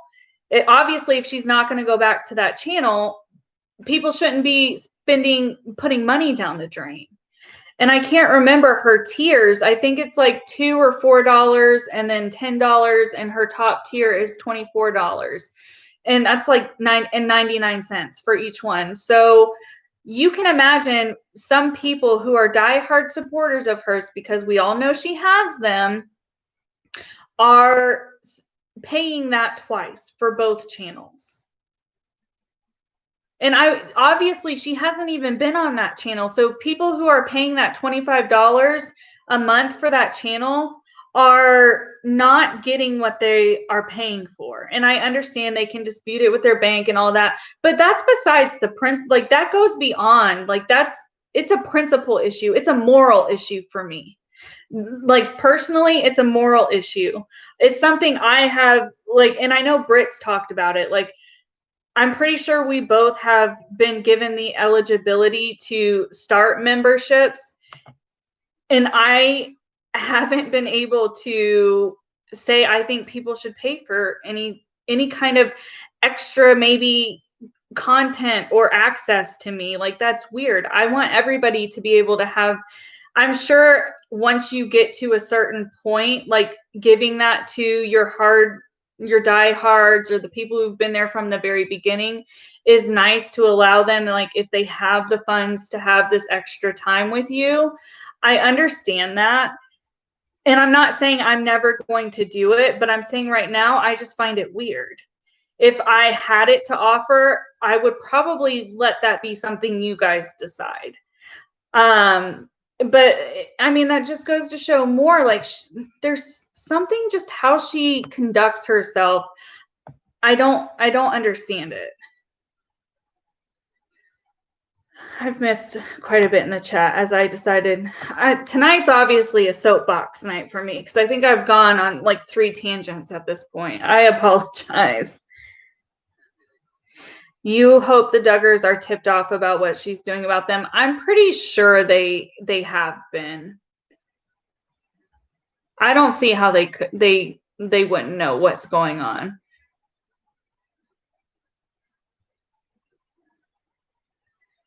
Exactly, Dodie. Like having teamwork is like, what is wrong with that? There's a couple of creators who that is shown like shined through a lot. And I don't remember previously that being, I think like the memberships thing is more of a newer feature. And maybe YouTubers just didn't do it before. Like I'm used to, and I haven't watched Peter Mon recently. I really haven't watched anybody other than this Katie Joy stuff. But I don't remember seeing any creator that I typically watch, like Peter Mon or Nick Snyder or Petty Page or Smoky Glow or any of them promote memberships like some YouTubers coming up now do, like Katie Joy. I've never seen it before. I don't know if they have memberships enabled and they just don't push it to their audience, or if it's like a new thing that like this next flow of creators are doing. She was hoping people wouldn't notice the extra charge. I can't stand by YouTubers having 2 channels and push memberships for both. I mean, if you're offering different content, I don't necessarily think that it would be a bad thing, but I kind of agree, and I kind of don't. If it's different content, then I think it would be okay. But if it's the same content, which Katie's was the same content, despite what she wants to say, she in the beginning, she got very upset that people were constantly bringing like the drama from whatever she had talked about that day onto her live channel. But she really she started that cycle, and then she would get mad that people would bring it up on that channel, and then she'd try to like make it about something else, and then the next stream she did on that channel would be about her other channel, and like she would say let's not mix the two, and then she would mix the two, and then it's just super confusing for her subscribers. Oops.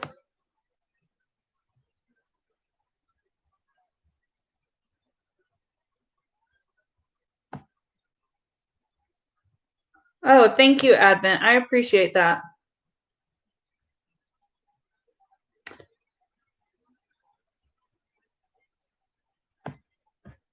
Is it Adrian? Thank you. I appreciate you. I appreciate everybody's here, whether you're subscribed or you're just viewing, or you like whatever engagement you offer my channel to any degree, I appreciate it. Don't encourage me to go off on tangents, because I will. I am very, and I can acknowledge this in myself, I'm very much somebody who likes to hear myself speak. I don't care if people agree with me. Like, I'm fine to have a conversation and like to have a go back and forth, but I very much want to get my point out.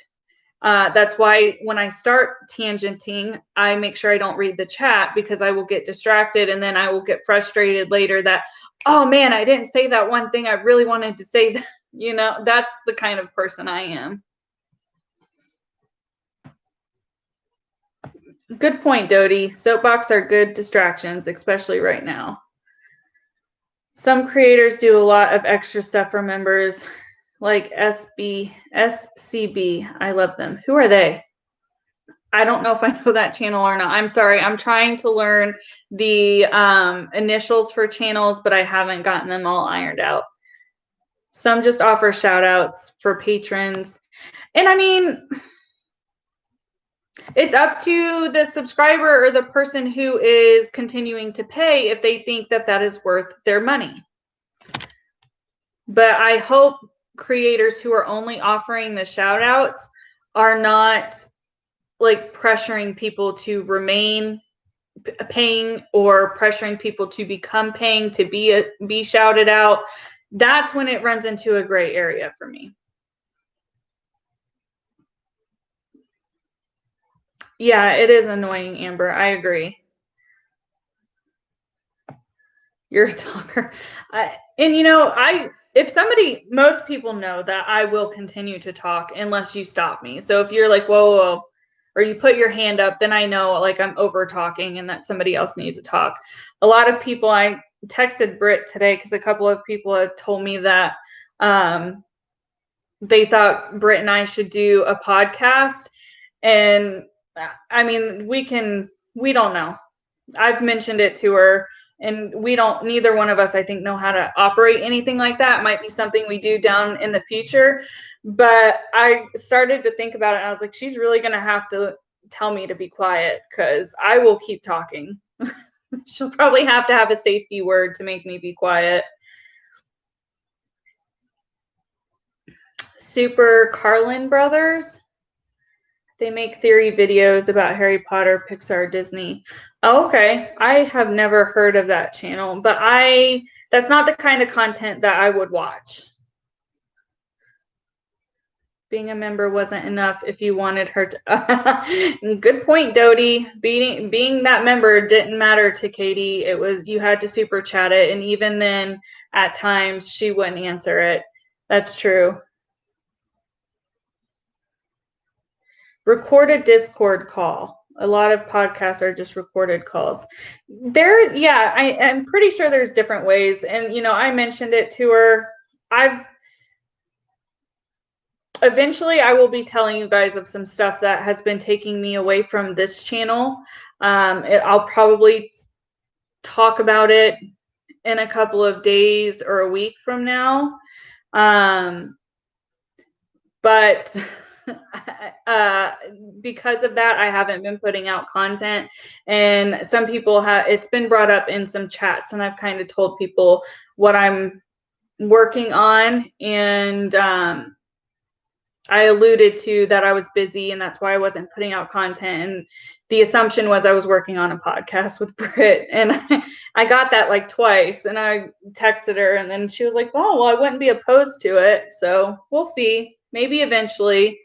I've got a lot that I'll be sharing with you guys, and like getting you guys' opinions on some future content that I might be making.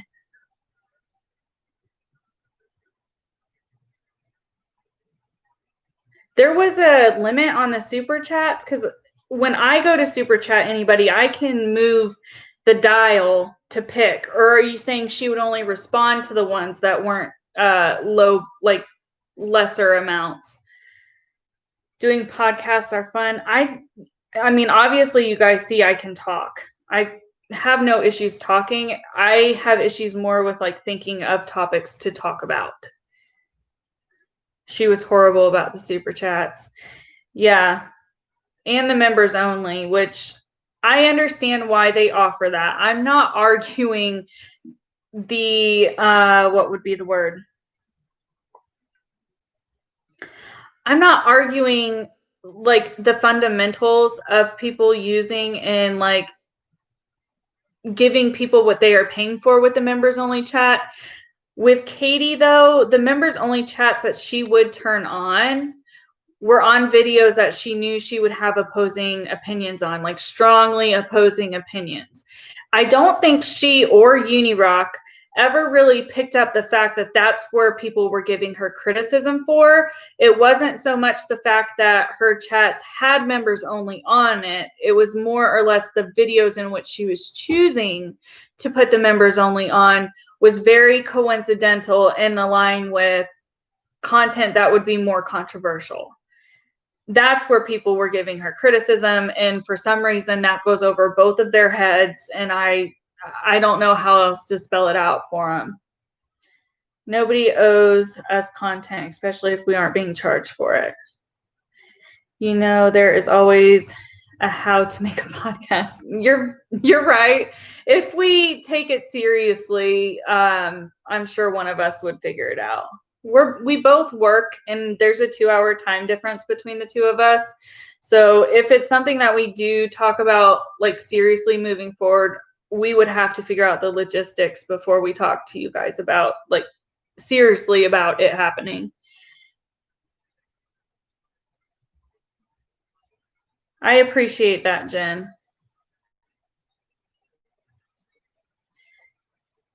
You agree, but on the other hand, there are plenty of not free platforms that creators who are going to be nothing but money hungry can move to.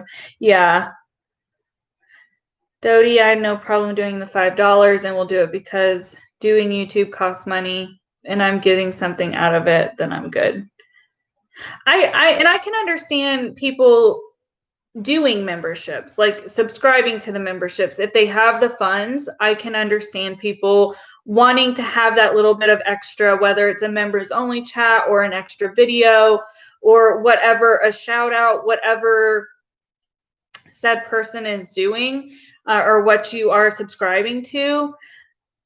I just feel like with some people, I've seen a couple of channels, like I would imagine, and maybe I'm naive in this fact, but I would imagine that she had some people giving her that $25 level, and out of all of her subscribers, I would imagine at least one person is. I never saw her shout anybody out. Maybe it's at the very end of her videos that I haven't seen, but I've never seen her actually shout somebody out. And I know that that is a part of that perk because I looked at it earlier today. Maybe I'm wrong. Maybe you guys can correct me. But out of all of her subscribers, even if some of them are paid, whatever, I have that assumption at times as well. But despite that, like, she still has to have a good amount of like legitimate people who watch her. And I would assume at least one of them, if not more, are paying that $25 rate.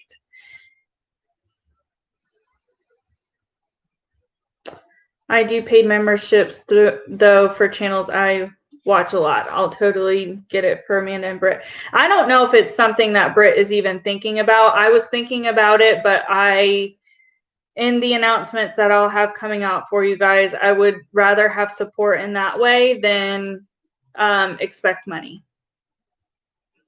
It's almost like a super chat when the membership is so cheap. Yeah, I mean, you can think of it that way. And like I said, I don't have anything against the memberships themselves. I more or less am having the problem with people charging for said memberships and not following through with what they say people will get, in addition to people having two channels with both having memberships and then being nasty to their subscribers for asking because you're not delivering anything on one of the channels. She will. That is right. You are right, Dodie. She does shout people out when they join during a live. You better get quite a bit more for $25 a month. I don't remember exactly what it was. Let me see if I can pull it up. Sorry if you can hear clickety clacks. Let's see. So,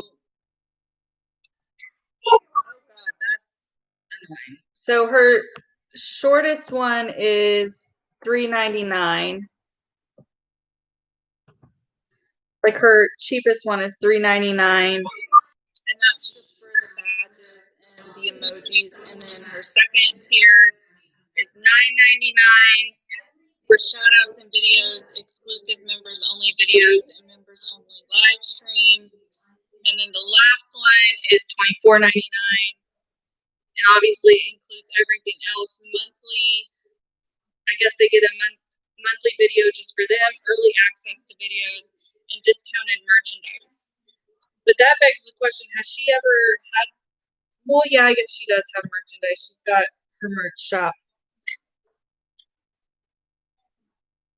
I think Peter Mon just put a video about the lawsuits. The title says it hit the mainstream.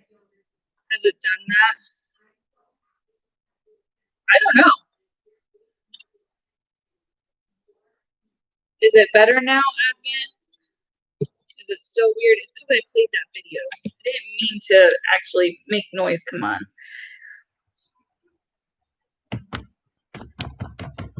Is that better? Did Perez Hilton cover it? Is that what you mean, Dodie? Okay. Yeah, it's because I accidentally had audio come out of the computer. My bad.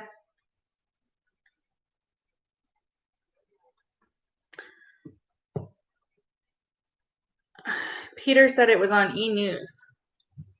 I mean, it doesn't surprise me because, like, when we think, I'm not saying Tati is as big as James Charles, but she had a really large platform.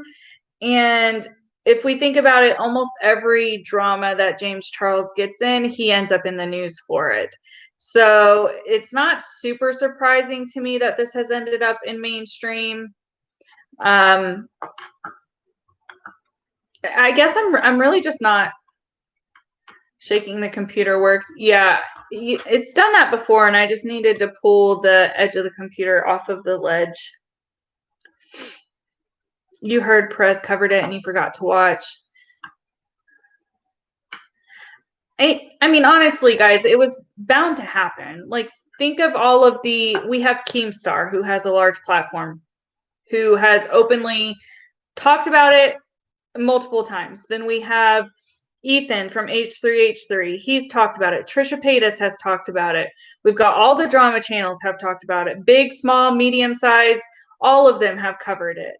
It was bound to hit mainstream media eventually. I'm surprised it's hitting it on a day like today. Maybe the news outlets are thinking the same thing as a lot of creators. Like, let's just try to distract people and like talk about silly stuff over like the super heavy stuff that's going on right now. Maybe that was their mindset. I don't know, but I'm not super surprised. Oops, sorry.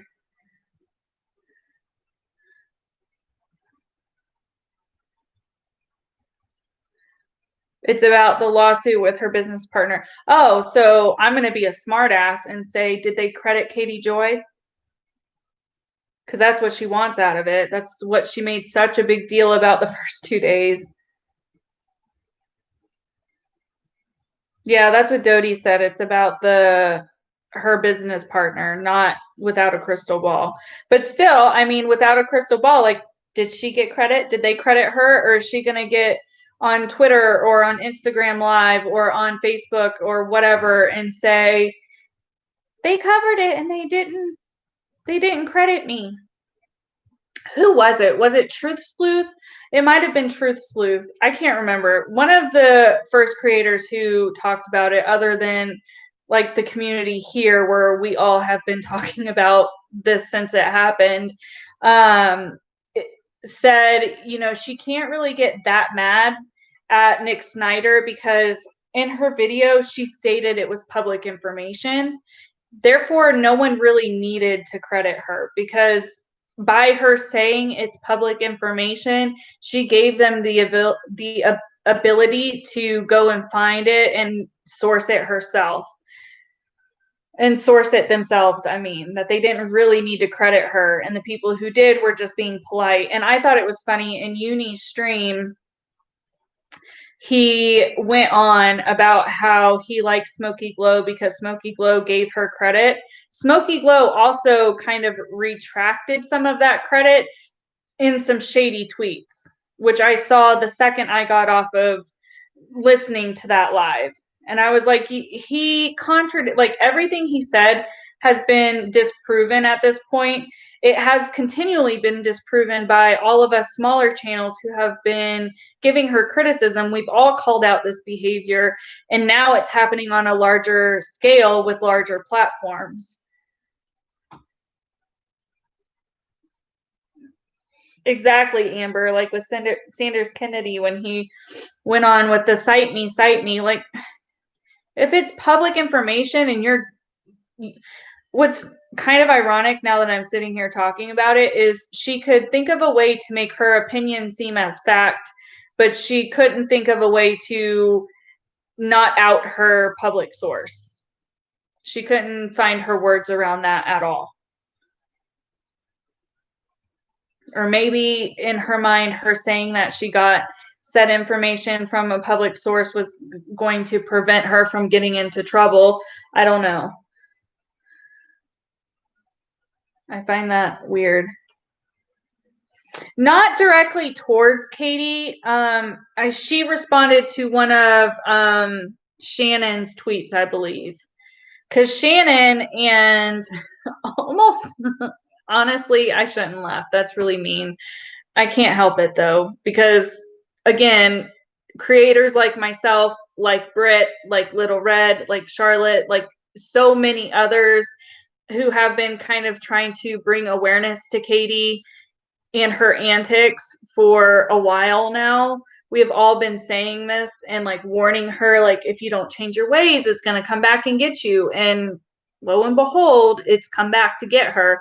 But they are all kind of still throwing shade at her. Nick Snyder continues to tweet out tweets of questionable behaviors and stuff that has been screenshotted of hers. Shannon has done it a few times. Repzilla has also done it. We all know that Def Noodles did a video and she was included in it, as well as he did his Twitter things, his Twitter stories that he does, and she was in it yesterday. I mean, so everybody within her community is kind of like talking about it, and they're not talking about it in a way that's super supportive of her, because there are clips of her and there are tweets of hers that are really disgusting. Not even just in relation to the Tati stuff, because I'm sure some of these creators, a lot of them are referring people to the subreddit. And we all know what's on that subreddit. I can't even work the subreddit, but I know what kind of information is on there. And there's some stuff on there that some of these creators, if she doesn't like back off and just stop, are going to probably make videos. We all know of several clips that haven't been shared around, that if they do get shared around to these larger creators, it's not going to look good for her. And I'm not going to say that her chance here on YouTube is depleted, but she is going to have a hard time coming back and like regaining any credibility if she doesn't just do what you want to do, but like stop continuing to stir the pot in this. People are now like making sure that the attorneys and that these other larger creators are keeping an eye on Unirock, because she continues to go on Unirock's channel, and Unirock continues to push that Katie's innocent. I can't stand her and wish she would go away, like away, YouTube away. Why can't she get demonetized? She had to have gone against terms by now. I'm pretty sure she has violated terms of service at points, like her telling people to go mass flag other creators and things like that. Those are huge breaches of terms of service. The problem is she deletes most of that stuff. The other problem is if we have evidence of it,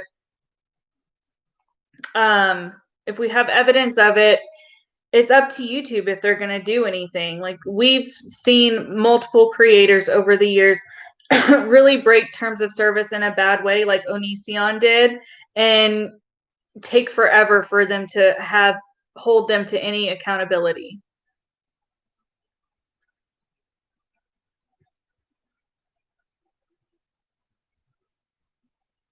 Yeah, exactly, Shans. It has so much on there.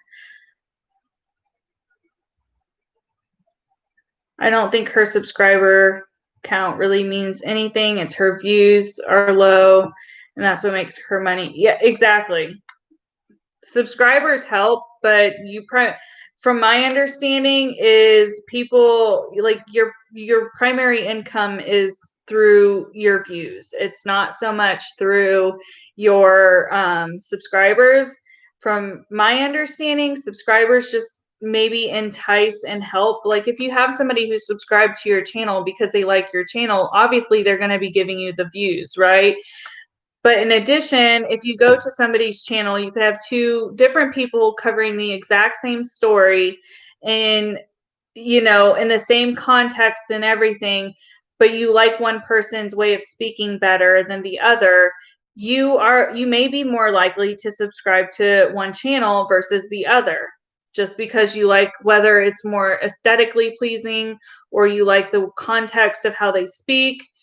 I mean, factors like that go into it, but you may still view the other person's channel and their videos, but you may not subscribe to it because you don't want to see it all the time.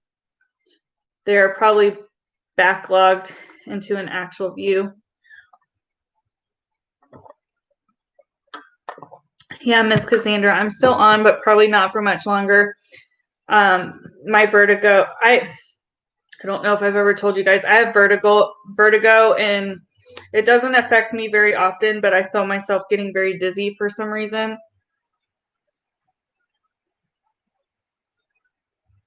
Yeah, Adrian, she's kind of made it seem that way. YouTube really only cares if they can't make money. It's sad, but I mean, there's definitely information to support that. You don't know, YouTube makes so much AdSense that they probably don't want to do anything unless, yeah, I mean, it's kind of been proven with some super crappy creators who have been called out repeatedly by other channels like Davi Vanity. You know, he's somebody who is still on this platform and continues to get called out. And, you know, there's been a lot of creators making it known of his crappy ways. I don't want to say anything else because it's not going to be nice. But for what he's done, and he's still on the platform.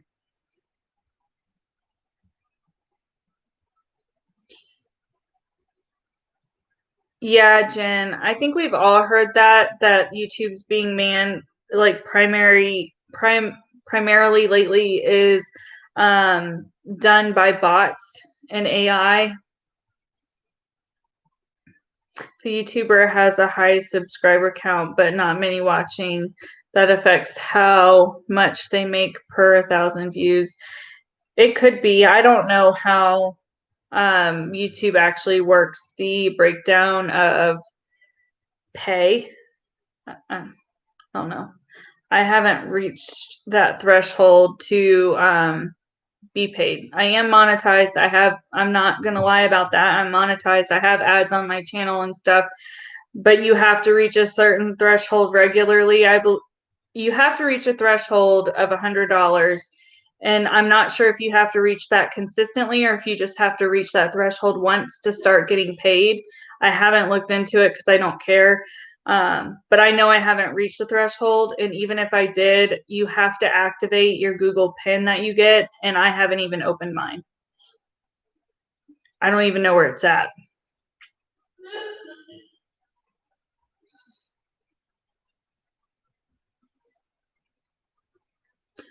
So you have to have views to make money. Numbers of subscriber doesn't make money. I'm just curious. I'm not sure how it works either. I think, you know, I think it's primarily from what I've heard and what other people have explained it as is it's primarily based off of views and duration of watch time. So if you click on a video, like actually watching the ads all the way through and watching the entire video, you can have fewer subscribers and fewer views than people who do that consistently and still get paid well from what what I understand. Or if you have a lot of subscribers and like they're skipping the ads and stuff, it still may come out to be the same amount of money. I honestly I don't know. That's just what information how I have interpreted watching other people's videos who talk about monetization. There's different ad brackets based on viewers and content. That makes sense. That really does. It's nuts how they pay it, honestly. Kind of craps on smaller channels. Yeah, it's definitely harder for smaller channels. Yeah, the beauty demon's right. Monetization is weird because it also drives traffic to you. Yeah, and that's kind of like, I feel like that's more where subscriber count comes into play because as my subscribers have gone, my count in subscribers has gone up. I find that my channels get pushed more. It could just be that recently there's been a lot going on that I've talked about, like with this without a crystal ball stuff and everything, that has maybe helped my channel get pushed out more. I don't know which one it is because it's kind of been around the same time frame.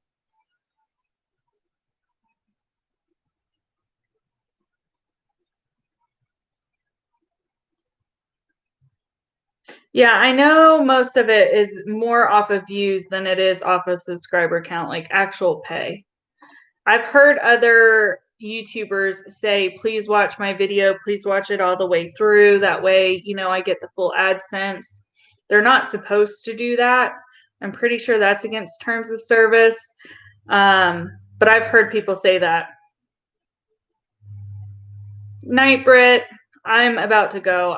My vertigo is really starting to bother me.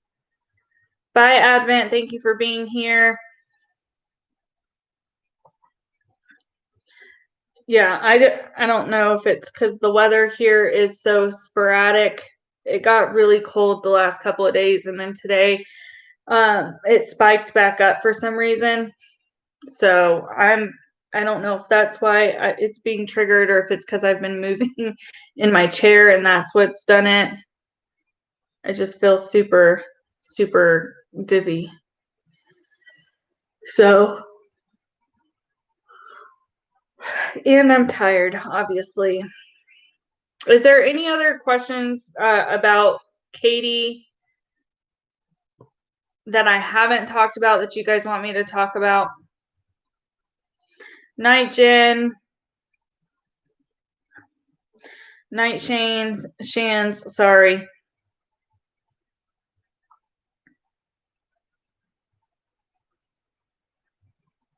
Yeah, Amber, I don't get it super often.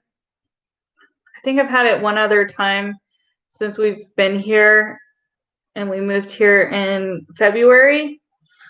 So it's not super regular for me to get it, but it makes me like super, I don't know if it's that or that I keep moving and trying to read. It could be a number of things.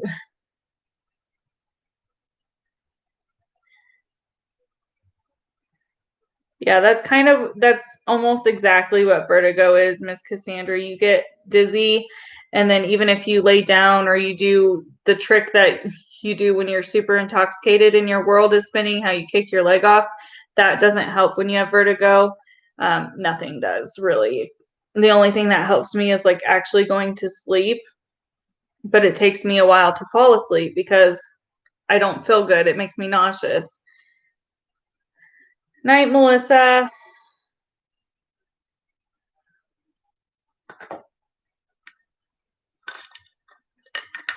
Yeah, it's not fun. I do have medication for it, but it's not a preventative, it's a reactionary medication. And it's like 8:30 here, so I will probably just go to bed early. But since there aren't any other questions about Katie, for everybody who's still here, if you haven't gone to the community post, I suggest going over and voting on tomorrow's topic. I believe, let me pull it up real quick. I believe we were down to just, there were two that were kind of neck and neck the last time I checked, but it's been a while.